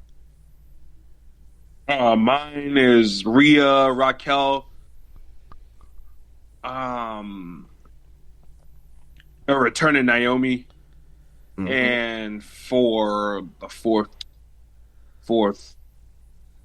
I could see them letting. Wait a minute! I can see Bailey and Becky being in this too. Yeah, I mean they're not announced, but they're gonna be in it. Yeah, for sure. Yeah, I forgot about him. So let me change mine real quick. Rhea, Raquel, Bailey, and Becky. There you go. Yeah, Rhea for me. Rhea, Raquel, Naomi, and Bailey. All right, there you go. All right. So I'm gonna go Rhea, Holy cow! Rhea, Raquel, Naomi, and Becky. No, Bailey. I'll switch that up because one of them is gonna eliminate each other. I think it's probably gonna be more Bailey over Becky because if you eliminate Bailey early on, because she's been getting like the shit and the stick ever since her return. I think her getting like a big elimination like that and getting to the final Friday, I think is deserved. So I'm gonna go with that. Okay, so give me one surprise entrant that hasn't been announced yet. I mean, there's got to be some NXT people that are going to show up. I wouldn't be surprised if Tiffany Stratton makes an appearance. Maybe Roxanne makes an appearance. Maybe Roxanne's definitely up there. She's basically from. She's not from San Antonio, obviously, but Oh yeah. Yeah, at least she but she's down. She's down in down in the Valley, Brownsville. So it's like, As far as like other surprises, I guess maybe like a Trish. I mean, well, because Trish is going to be in town on Saturday. She's going to be at a WrestleCon. Trish and Lita, yeah. Trish and Lita, they're more than likely going to show up. Yeah, Trish and Lita both. I'm good with that. And I guess like the usuals. You're not enough for me. Yeah, Michelle McCool. Oh no. Just another man in love with me. Ah! Baby. Oh, sorry. Mick Taker. Chelsea Green. Maurice said Chelsea Green. Yep, definitely. Chelsea Green. Yep. So I got one where that no one's talking about, and this is definitely off the wall.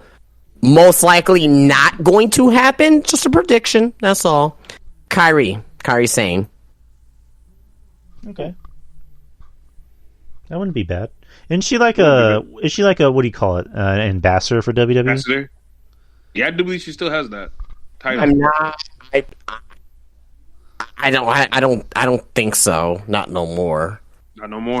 I think maybe still but I don't think she's on a contract with WWE no more. Obviously not, because she's wrestling in fucking Japan. I mean, in Stardom. So, but yeah, you can still be an ambassador, and hell, we're ambassadors maybe of WWE in a way. You know what I mean? So we suck the dick. You know what I mean? Suck the WWE cack. But yeah. All right, let's move on to the men's. The men's 30-man Royal Rumble. So far, there has been 15 out of the 30 entrants that have been announced.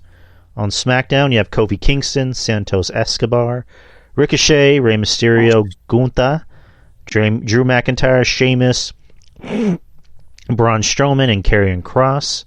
On Raw, you have Austin Theory, Seth freaking Rollins, Bobby Lashley, Baron Corbin, Cody Rhodes, and Omos. Well, Cody's winning. I can see Brock Lesnar being in this. I actually was telling Monty the other day, don't be surprised if Bobby Lashley fucking eliminates Brock Lesnar. Oh yeah, in the hurt business, fucking jump him. Yeah, Bobby Lashley's had enough. You finna piss me off. I'm gonna break Brock Lesnar's ass in half, and boom, there we go. I think this is where I think really that's. I was gonna kind of bring it up too that Brock Lesnar is gonna get eliminated by the help of the Hurt Business and Omos, because Omos may be in the ring at the same time as well, and maybe Brock is gonna try to eliminate Bobby Lashley and ends up getting help from MVP and the crew. So yeah, I'm down with that for sure. I think it's kind of funny how Brock says Bobby's name. He'll talk to him and be like, Bobby! I don't know. I just think it's funny.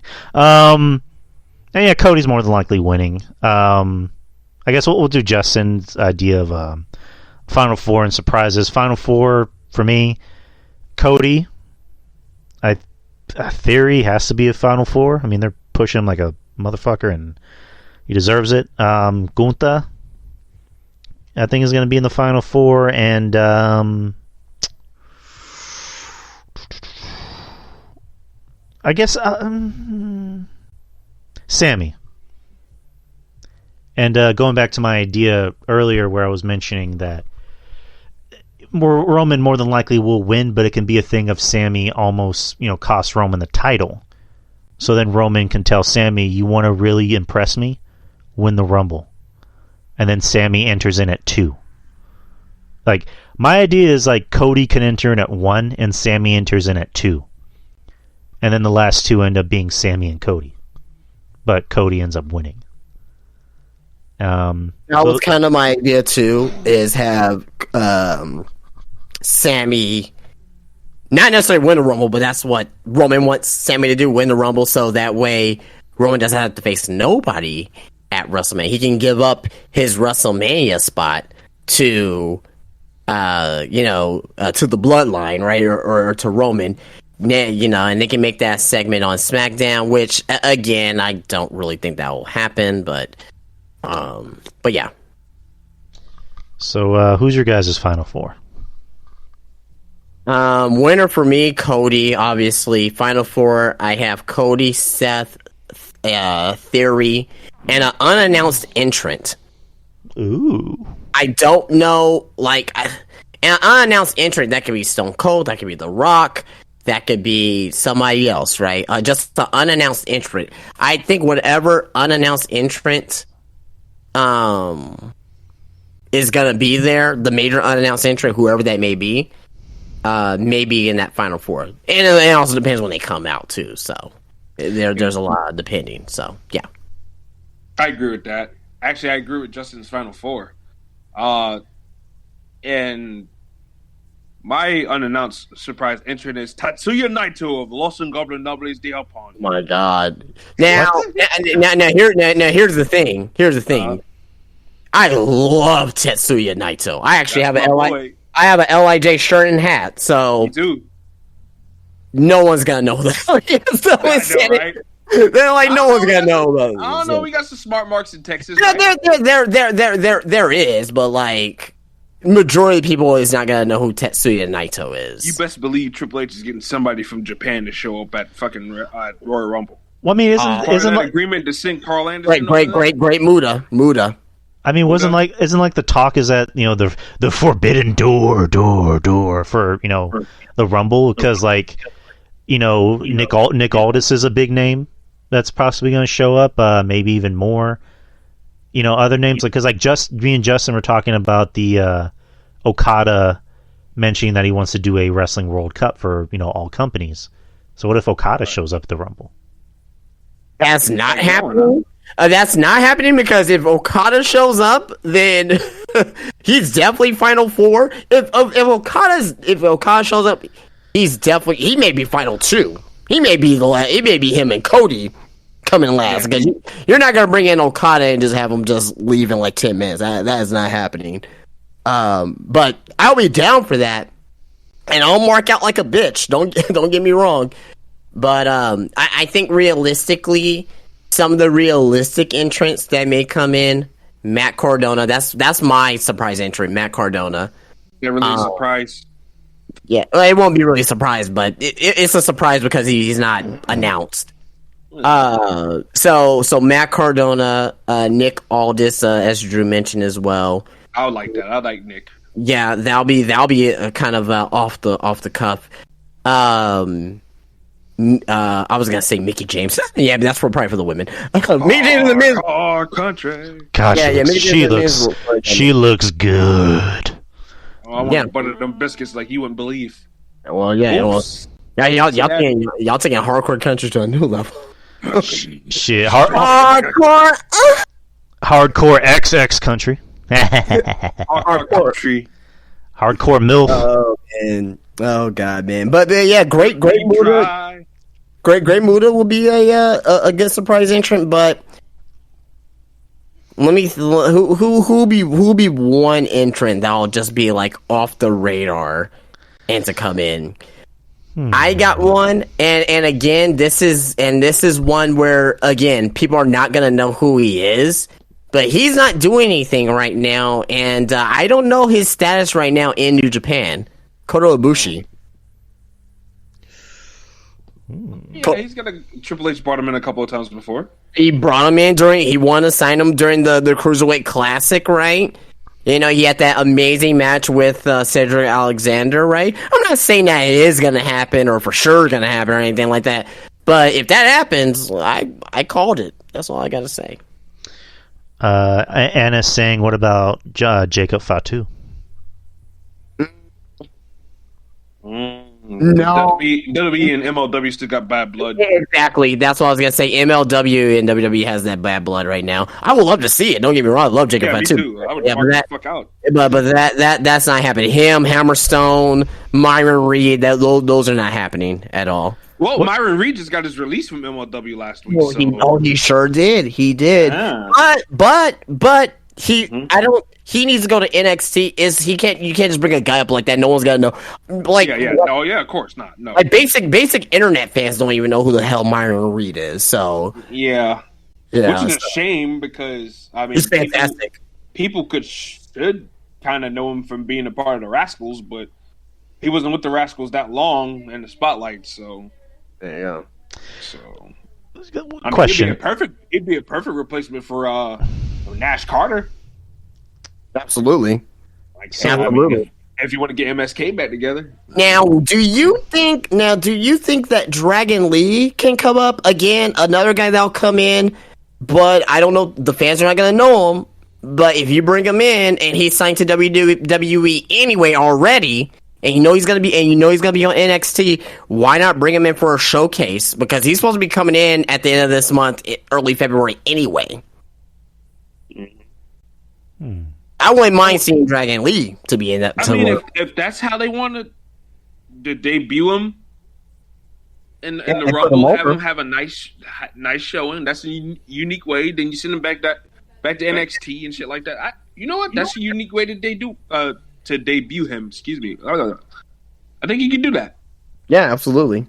You show clips from the Rumble. This guy's been in the Rumble. How many NXT guys can say they done that? Not too many. Yeah. Not too many. Now his appearance was showing up at the Rumble. Not a lot of guys can say that. So, yeah. And then what NXT stars you think is probably going to be in the Rumble? Probably Braun. Wouldn't be surprised if Braun showed up. I'm thinking Mello. I got Mello. I got Mello over Braun for sure. Yeah. I don't see that many NXT stars showing up. Maybe two. If I had to guess, maybe a babyface and a heel. I just see Carmelo. Maybe a shot in the dark. Maybe Axiom. Maybe. I'm pretty sure they want that guy to be the next. Like not. I'm not saying he's going to be on the level of Rey Mysterio. Of course not. But they really want that kid to be the next masked guy, and I think he's got the potential to do that. So.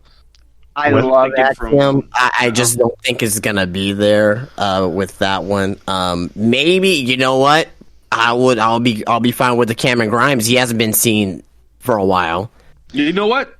Maybe that's his come up. Maybe that's his way of being brought into the main roster. Yeah, Von Wagner too. Oh, give me Von. You know what? Fuck it. No, Cody ain't fucking winning shit. Von Kali, baby. Von Kali. Yeah, no. On Tuesday. You know what? Tuesday. Fuck Cody, man. Get Von Kali's in fucking Roman's reign. Roman's reign? Yeah. Roman's reign. Or Ilya Dragunov. Oh my god, I will. But does he have visa issues right now? Yeah, visa issues. Okay, scratch that. Well, you can always bring up Tyler Bate. Yeah, because how much you love him. I was telling Monty, there's not much for him to really do in NXT. Really not. I just call him up, and Tyler Bate doesn't do anything he doesn't do anything nuts and crazy like that, you know? So, like, I mean, he's... Like, I don't think he needs any more domestication, if you will. So, I don't... Just go ahead. You know what they should do? bring up Tyler Bates to the main roster, right?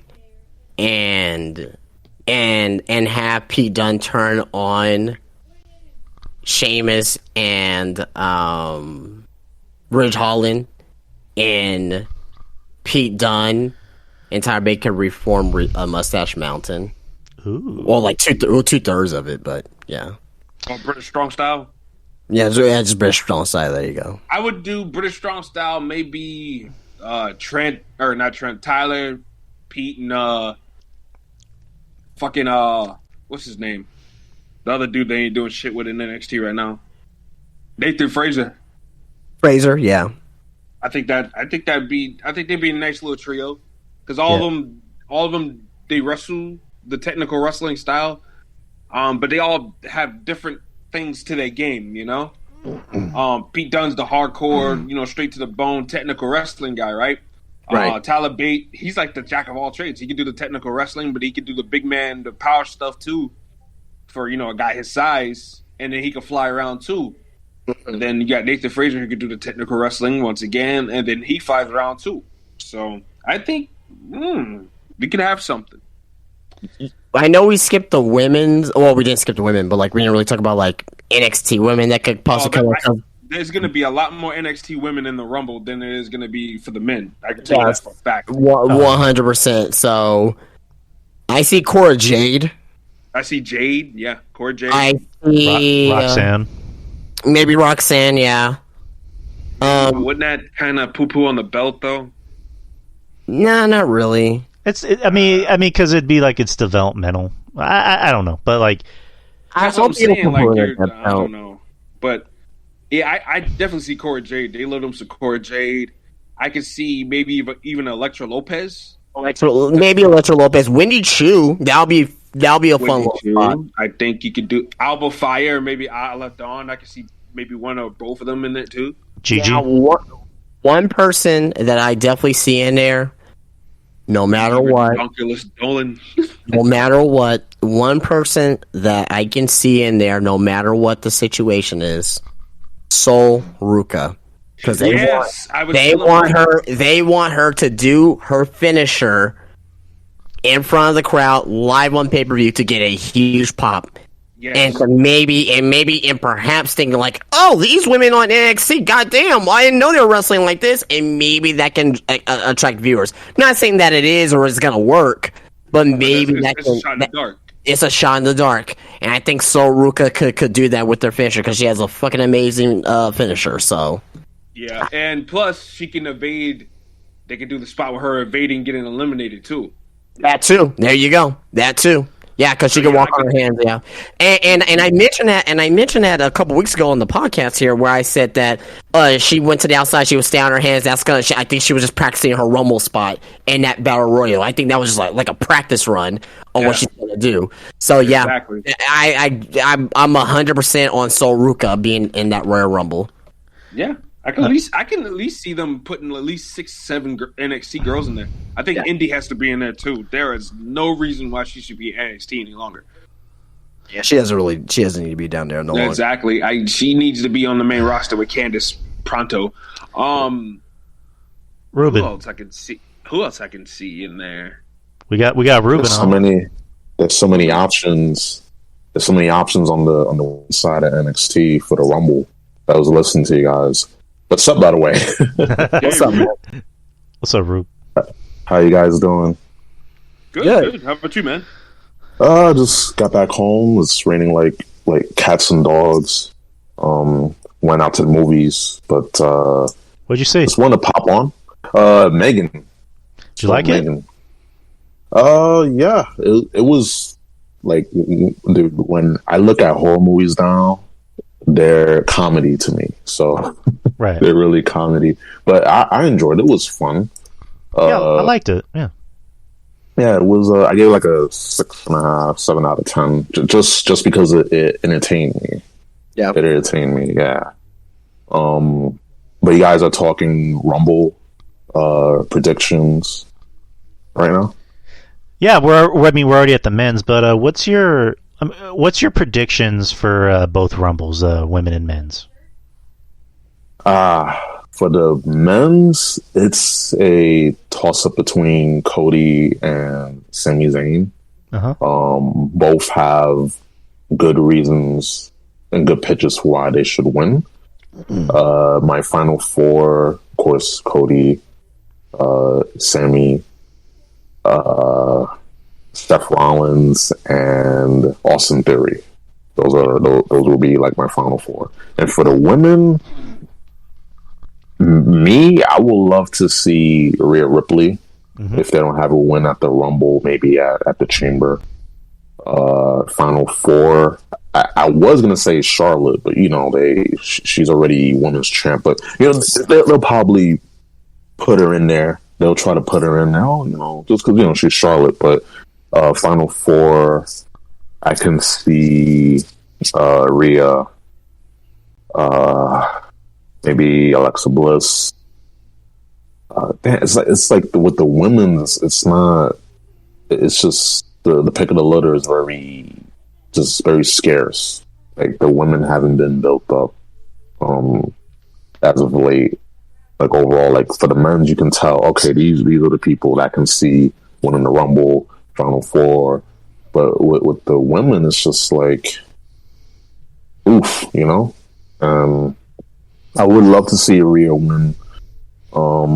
If Sasha wasn't doing her thing in New Japan, I would have had her return too. But I don't see that happening. But I think Rhea should definitely win, especially with all the work that she's been doing during the whole Judgment Day run. Like she's been just amazing, and I think she should win. If not the Rumble, at least the Chamber. At least the Chamber, she should win. Right. But yeah, those are my predictions. Yeah, not bad predictions. Thank you. I had my moments. Yeah, you're pretty good. You're pretty good, Ruben, at what you do. Try. But yeah, keep going. I'm loving the conversation when I popped in. Just all the women in NXT. Like the women in NXT interest me more than the women on the main roster. And I have my favorites: Bayley, Asuka, Bianca Belair, Rhea Ripley. It's just like damn, and Becky. Now that she's like the man and not playing Gollum, talking about my precious. I'm glad Becky is now like what she should be. She's not being Gollum saying my precious. Yeah, my precious. The woman's title's my precious. Like that was cringy, but I mean meme worthy, of course. But I'm just I with the Rumble, I'm more interested in the men's Rumble and what the women of NXT can do. Yeah, developmental, like you guys were saying, but I think that they could definitely showcase a lot of the talent, and especially personalities, and have people saying, "Oh, like you guys were talking about someone's finisher." Seeing someone's finisher at a Rumble, showcase, highlight them. Like I think that would be good. And yeah, you guys think The Rock is coming back? Like I don't, maybe, but I don't think so. I mentioned that The Rock. Yeah. That the only way that I would want to see The Rock is if The Rock and Stone Cold happens to be in a Rumble at the same time and have that face off. Yeah. Have that clash, right? Or The Rock comes out to, indirectly, not on purpose, but comes out to save Sami Zayn from a Roman Reigns beatdown after Roman retains the title. Yeah. But as of right now, and we kind of talked about this a little bit earlier too as well, that Stone Cold Steve Austin and Roman Reigns, out there in the rumor mill right now that they may have a match at WrestleMania. I honestly think that is a decoy rumor. Yeah. Because I really think that The Rock is still going to face off against Roman in some capacity at WrestleMania. Either night one or night two. So yeah. I mean, we like, and I mentioned this before too already, that we're going to know at the end of Saturday night, at the end of the Royal Rumble, what the main matches of the card WrestleMania is going to look like. We're going to know the women's title match, not officially, but it's gonna be easy to put 2 and 2 together. Yeah. It's not like if Rhea Ripley wins, like, oh, I can see Rhea Ripley going over to SmackDown and facing Charlotte. That's a lot to think about, a lot to get there, and I don't see that happening. The more logical, Rhea and Bianca Belair, right? Yeah. If Cody Rhodes wins, obviously it's Cody and Roman. You know what I mean? So, yeah. So, we're gonna see what this card is gonna look like for sure by the end of Royal Rumble, and we're gonna have a good idea what we're gonna have for WrestleMania. Definitely. I mean, it's Royal Rumble. It's one of those things of like, it seems like it's predictable, but it's not. Like, it's almost like given that Cody's gonna win, we're gonna get Roman and Rock in some form, but we don't know how. Like, is Roman gonna work double duty? Like, I don't know what's gonna happen, and I like that. I don't know what's gonna happen. It makes for a good show, makes for a very unpredictable show, and now and who knows, fucking Rock may not end up being there really. So it is definitely unpredictable. You know what I mean? It's definitely unpredictable. One thing that I do need to see, though, is Cody needs to win. He has to win. He needs to win. There's no other choice but for him to win. The only other one that I will accept, I'll be kind of like, but the only one I will accept is Sami Zayn. Those two only. I don't want to see Seth win. I don't want to see Brock win. I don't want to see, other guys that really don't matter for a Roman Reigns match. Yeah, it is Roman Reigns versus Seth be a good match? Hell yes. It'll be great. But we will know the outcome. There should be no reason why Seth should beat Roman at WrestleMania. And I don't think the heat will be there for it, but like, it won't be like if it's Cody. It won't be like it if it's Sammy. It has to be one of those two. I'm about 90% on Cody, 10% on Sammy. If Sammy wins, I'm okay with it. I'm all right with it. I prefer Cody, but I will accept it. So that's our Royal Rumble predictions. Again, Royal Rumble's this Saturday, and it's gonna be a big one. It's gonna be big. It's gonna be huge. It's gonna be huge. It's gonna be big. It's gonna be huge. It's gonna be huge. Huge. Like we've already mentioned, it's damn near sold out. So if you're able to buy tickets, get them while they're hot. If I was there, it'd been sold out 5 months ago already. Just saying. It's fake news. I didn't. It's not fake news. I'm the president. It's fake news. He doesn't know what he's talking about. He's a disgusting woman. I did not call that fat pig a fat pig. Grab her by the pussy. She's lying. Grab her by the pussy.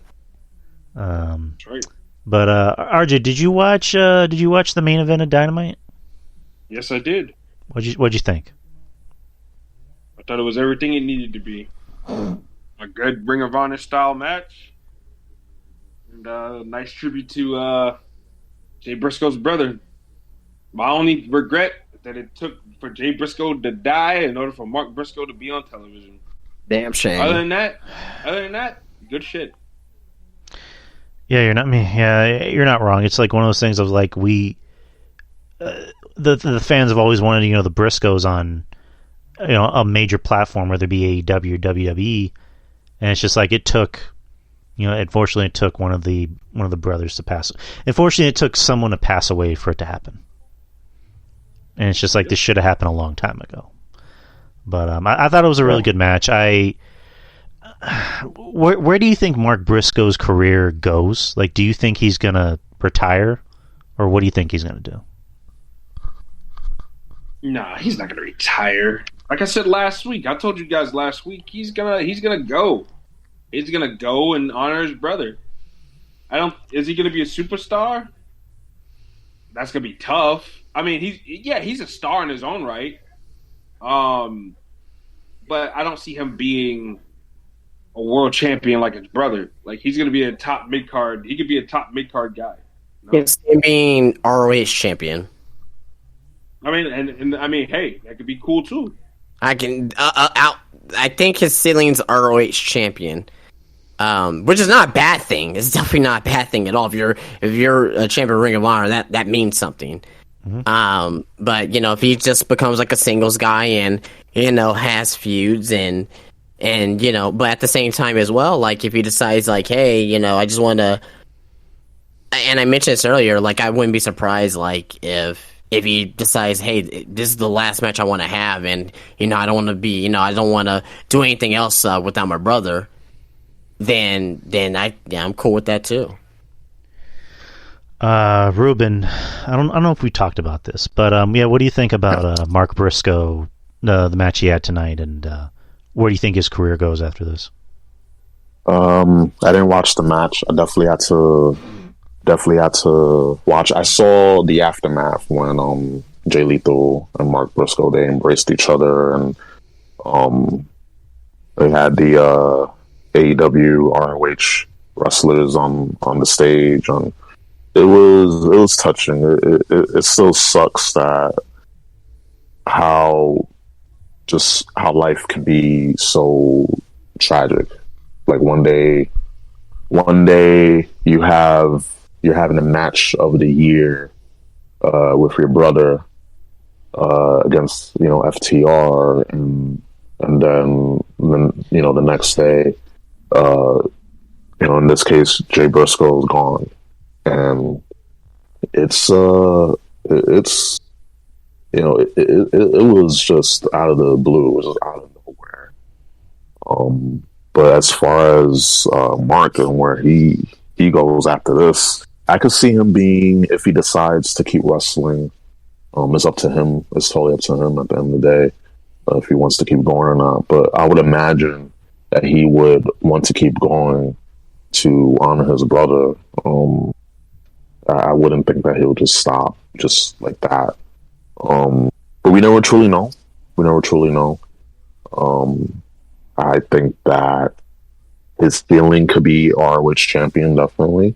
And he could definitely be like an upper mid-card guy, getting, fighting for the TNT championship, at least TNT champion. Like I think with that belt, I think that belt is more prestigious. In my opinion, I could be wrong. It could be a bad take, but I like that belt. But I think that's where ceiling is in AEW, and as far as ROH, you can definitely go towards the Ring of Honor World Title. But I definitely got to watch the match. I could have. Words can't describe how emotional that must have been, and for the fact that it took, like you guys were saying, it took someone dying. It's like, okay, Warner's like, okay, fine, we'll put him on. And I know there was some comments, homophobic comments that were said, but it was like, what, 13, 14 years ago? Yeah. And Warner's like, no, we're not having the Briscoes on TV. And it's like, I mean, with the way that your companies are running, all the decisions that they've been making, I wonder why they're not bankrupt, just with the mentality that they have over there. But that's another story for another day.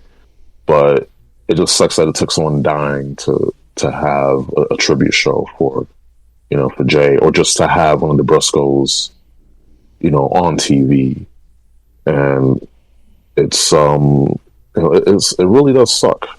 And I think that people can change as far as the comments that were said by Jay. People can change.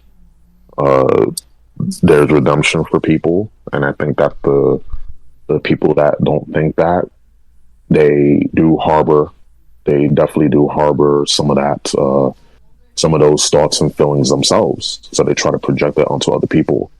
And to me, it's terrible. It's just terrible. Like, imagine FTR and the Briscoes on AEW television, them finally getting a mainstream exposure. Not just on pay-per-view or special events, like actually on TV. Like, it would have been wild, but we will never know. But at least we had the tribute. We had Mark Briscoe on TV. We had the tribute show, and I emotions were wild. I just couldn't imagine. I couldn't describe how it felt. Just deaths suck, but deaths in the wrestling business suck even more. Especially when they were just out of the blue like this.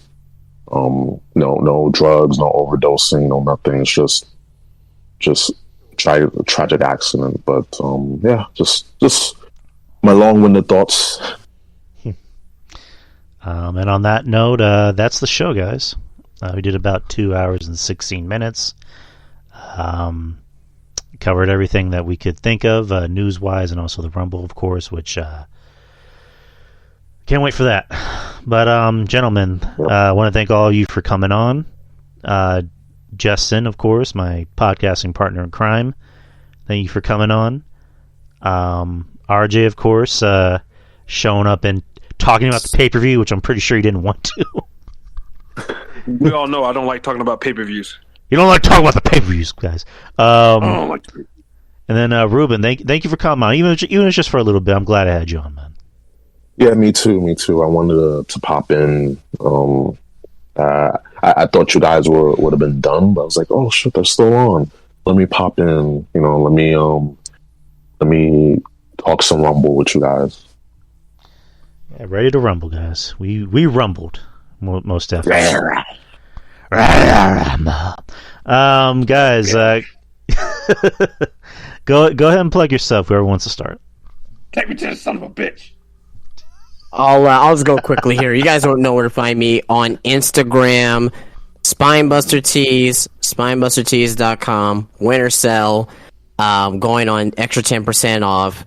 Got some good things going in the works for 2023. You guys know about the store in July. Be there, be square. I don't care if you live in Canada. I don't care if you live in England. I don't care if you live in Australia. You gotta be there. It's gonna be something to believe. Yeah, but Spinebuster Tees and spinebustertees.com, guys. Go check out the merch. I'll go. I guess I'm up to that. You can follow me on Twitter, GodWhy, but if you want to, I'm at Mr. Ruben Prime. Twitter's a cesspool, but that's where you can reach me directly. Also, my podcast, the Ruben Prime Podcast. Check me out all major digital platforms. I posted a interesting hot topic on this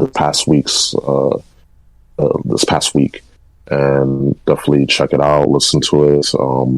Definitely very, very, very controversial figure, but definitely listen to it at your leisure.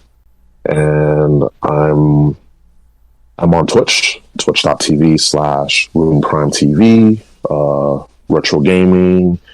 I just chill, stream video games, talk to the chat.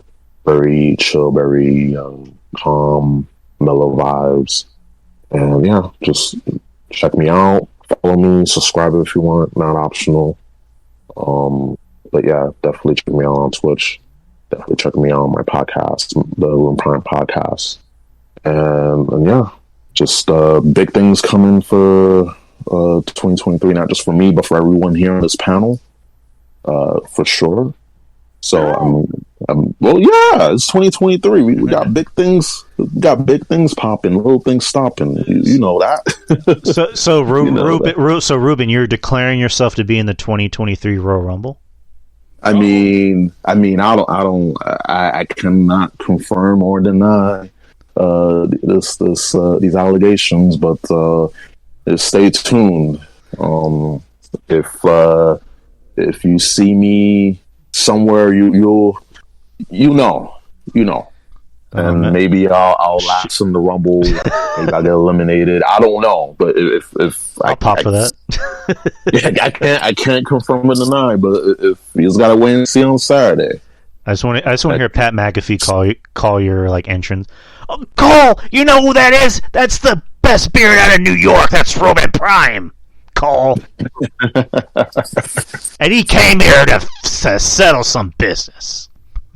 Hell yeah. I don't know. Fuck Cody. I'm going with Ruben as my pick. Oh shit. gonna bet on me? Thank you. At least someone bets on me. You know, you gotta bet on yourself, but when more people bet on you, that's touching. That's very touching. I appreciate you guys. Shit, I'm gonna make a Ruben Prime sign. Oh, Ruben Prime, the Barry White of podcasting. Oh yeah. Thank you. For your listening pleasure. Thank you.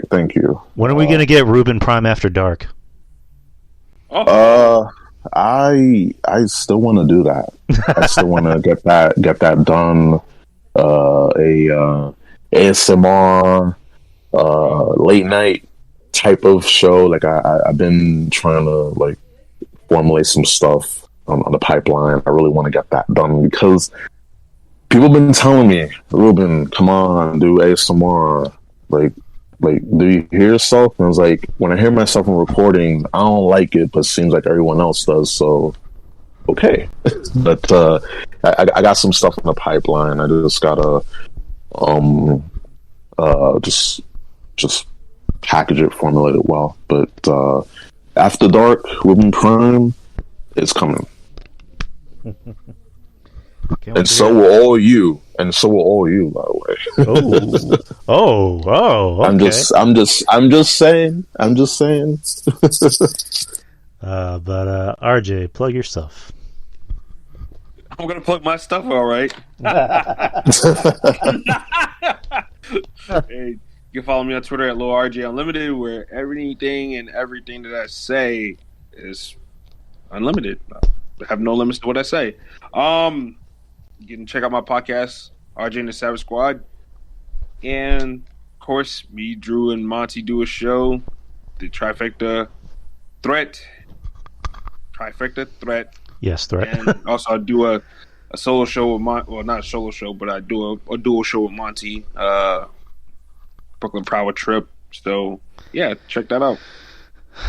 Definitely check those shows out. Yes, the rumors is true. I did lose my beard. Oh shit! Jesus. Oh god. Did you and Ruben have a beard versus beard match and you lost? Well, you know what? There was a point in time yesterday that I lost track of time. I went to lunch with this lovely young lady, and then after that, I don't remember anything that happened after that. So, did me and Ruben actually have a beard versus beard match, and I lost? I don't know. The only person that knows is God. It's God himself. Yeah, me and God only knows the answer to that question. Well, He's not going to tell me. Well, you know who did beat God in a match one time is Vince McMahon. So, I need a beard versus beard match. God damn it! we got to call up Triple H and Vince. I mean, now since Vince is trying to assume power again, but we can try to call him up and try to have a WrestleMania match. You know, maybe the pre-show curtain jerker. I prefer curtain jerker because you know that gets the crowd going. You know, you got to get that Gotta get that crowd going. Maybe night 2. Maybe night 2, curtain jerker. Opening match. I think have people give people a little bit of suspense. Don't give the match of the century right away. Yeah, it's like Andre versus Hogan. Who's that? Who are those? Who are those jabronis? Yeah, these are the real stars right here. But anyways, guys, you know where to find me. You know where to find me. Social media, like Ruben said, God knows why. Twitter, Instagram, and I have a Facebook page, Yari Show. And the regular podcast is everywhere. Is everywhere that podcasts are distributed, especially on Spreaker. That's the home base. And also Patreon. I do a Patreon. It's only $5 a month. It gets you the regular show a day early, unedited, uncut, just the way the good Lord intended it. And I do other shows. I do a show with Mr. Prime over here, who's going to win the Men's Royal Rumble. I do a show with him, if you can believe it. We do a show called Culture Attack, where we just shoot the shit on all things pop culture. We rarely talk about wrestling. That's kind of the point of the Patreon, is we don't really talk about wrestling. We save the wrestling for here. And yes. Me and Ruben just did a show recently, so check that out. I believe we're doing another show this week. Yes, we will definitely talk. I'll let you know and confirm by Sunday. By Sunday, I'll let you know by Saturday the earliest, Sunday by the latest. Awesome. Yeah, because oh my God, we'll talk after, but just sometimes, oh Lord, but we'll talk definitely. Okay, and I do a show with Mr. RJ. Our show is called Revenge of the Savage Nerds, which we just talk about the shit we like, and we talk about our love for comics and superhero stuff and Marvel and sometimes wrestling, sometimes. And I think we're doing one this week. Are we? RJ? Yeah. Weren't me and you and Monty supposed to do a Q&A tomorrow or something? I'm off. Tomorrow, not tomorrow. Friday. Yeah, I'm off Friday. Have we gotten any questions? We need to put a thread out. Oh yeah. We definitely can do that. So yeah, we can take some. We can take some from here. Me and Monty could put a thread on Twitter. So yeah, we can definitely do that. And as far as like the Patreon show, did you want to do something this week or? No. I'm going to be booked up. Yeah, so I'm booked up tomorrow, and then Friday,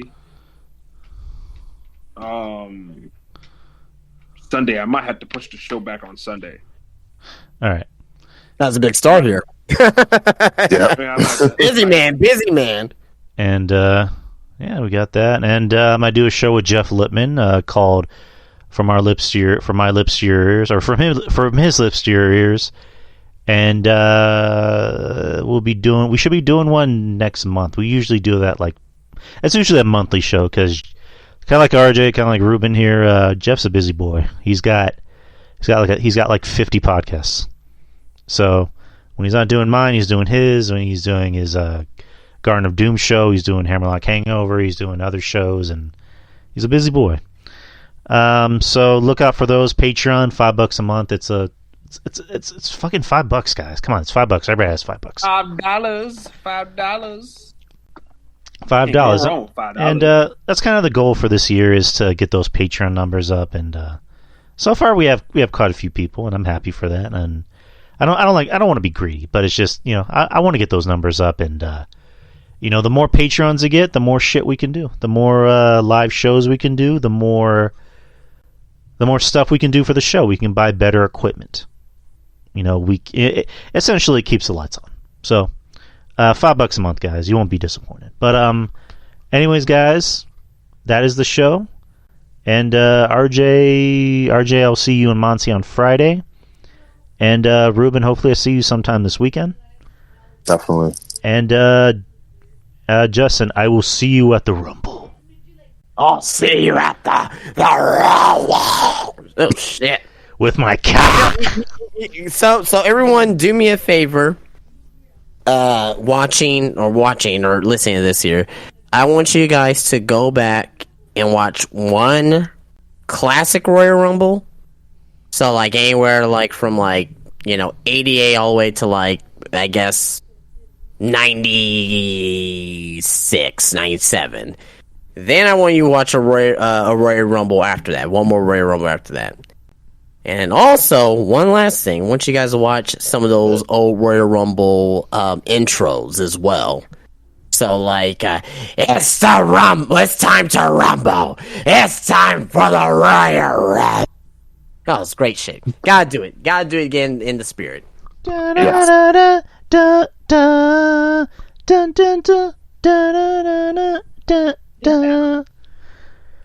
Yeah, there you go. Anyways, guys. See you guys next week, and have fun at the Rumble. I know I will. Peace. Peace. Layla Gray's gonna have my dick inside of her. Yeet. Now that's a Rumble. All right, guys. Peace out.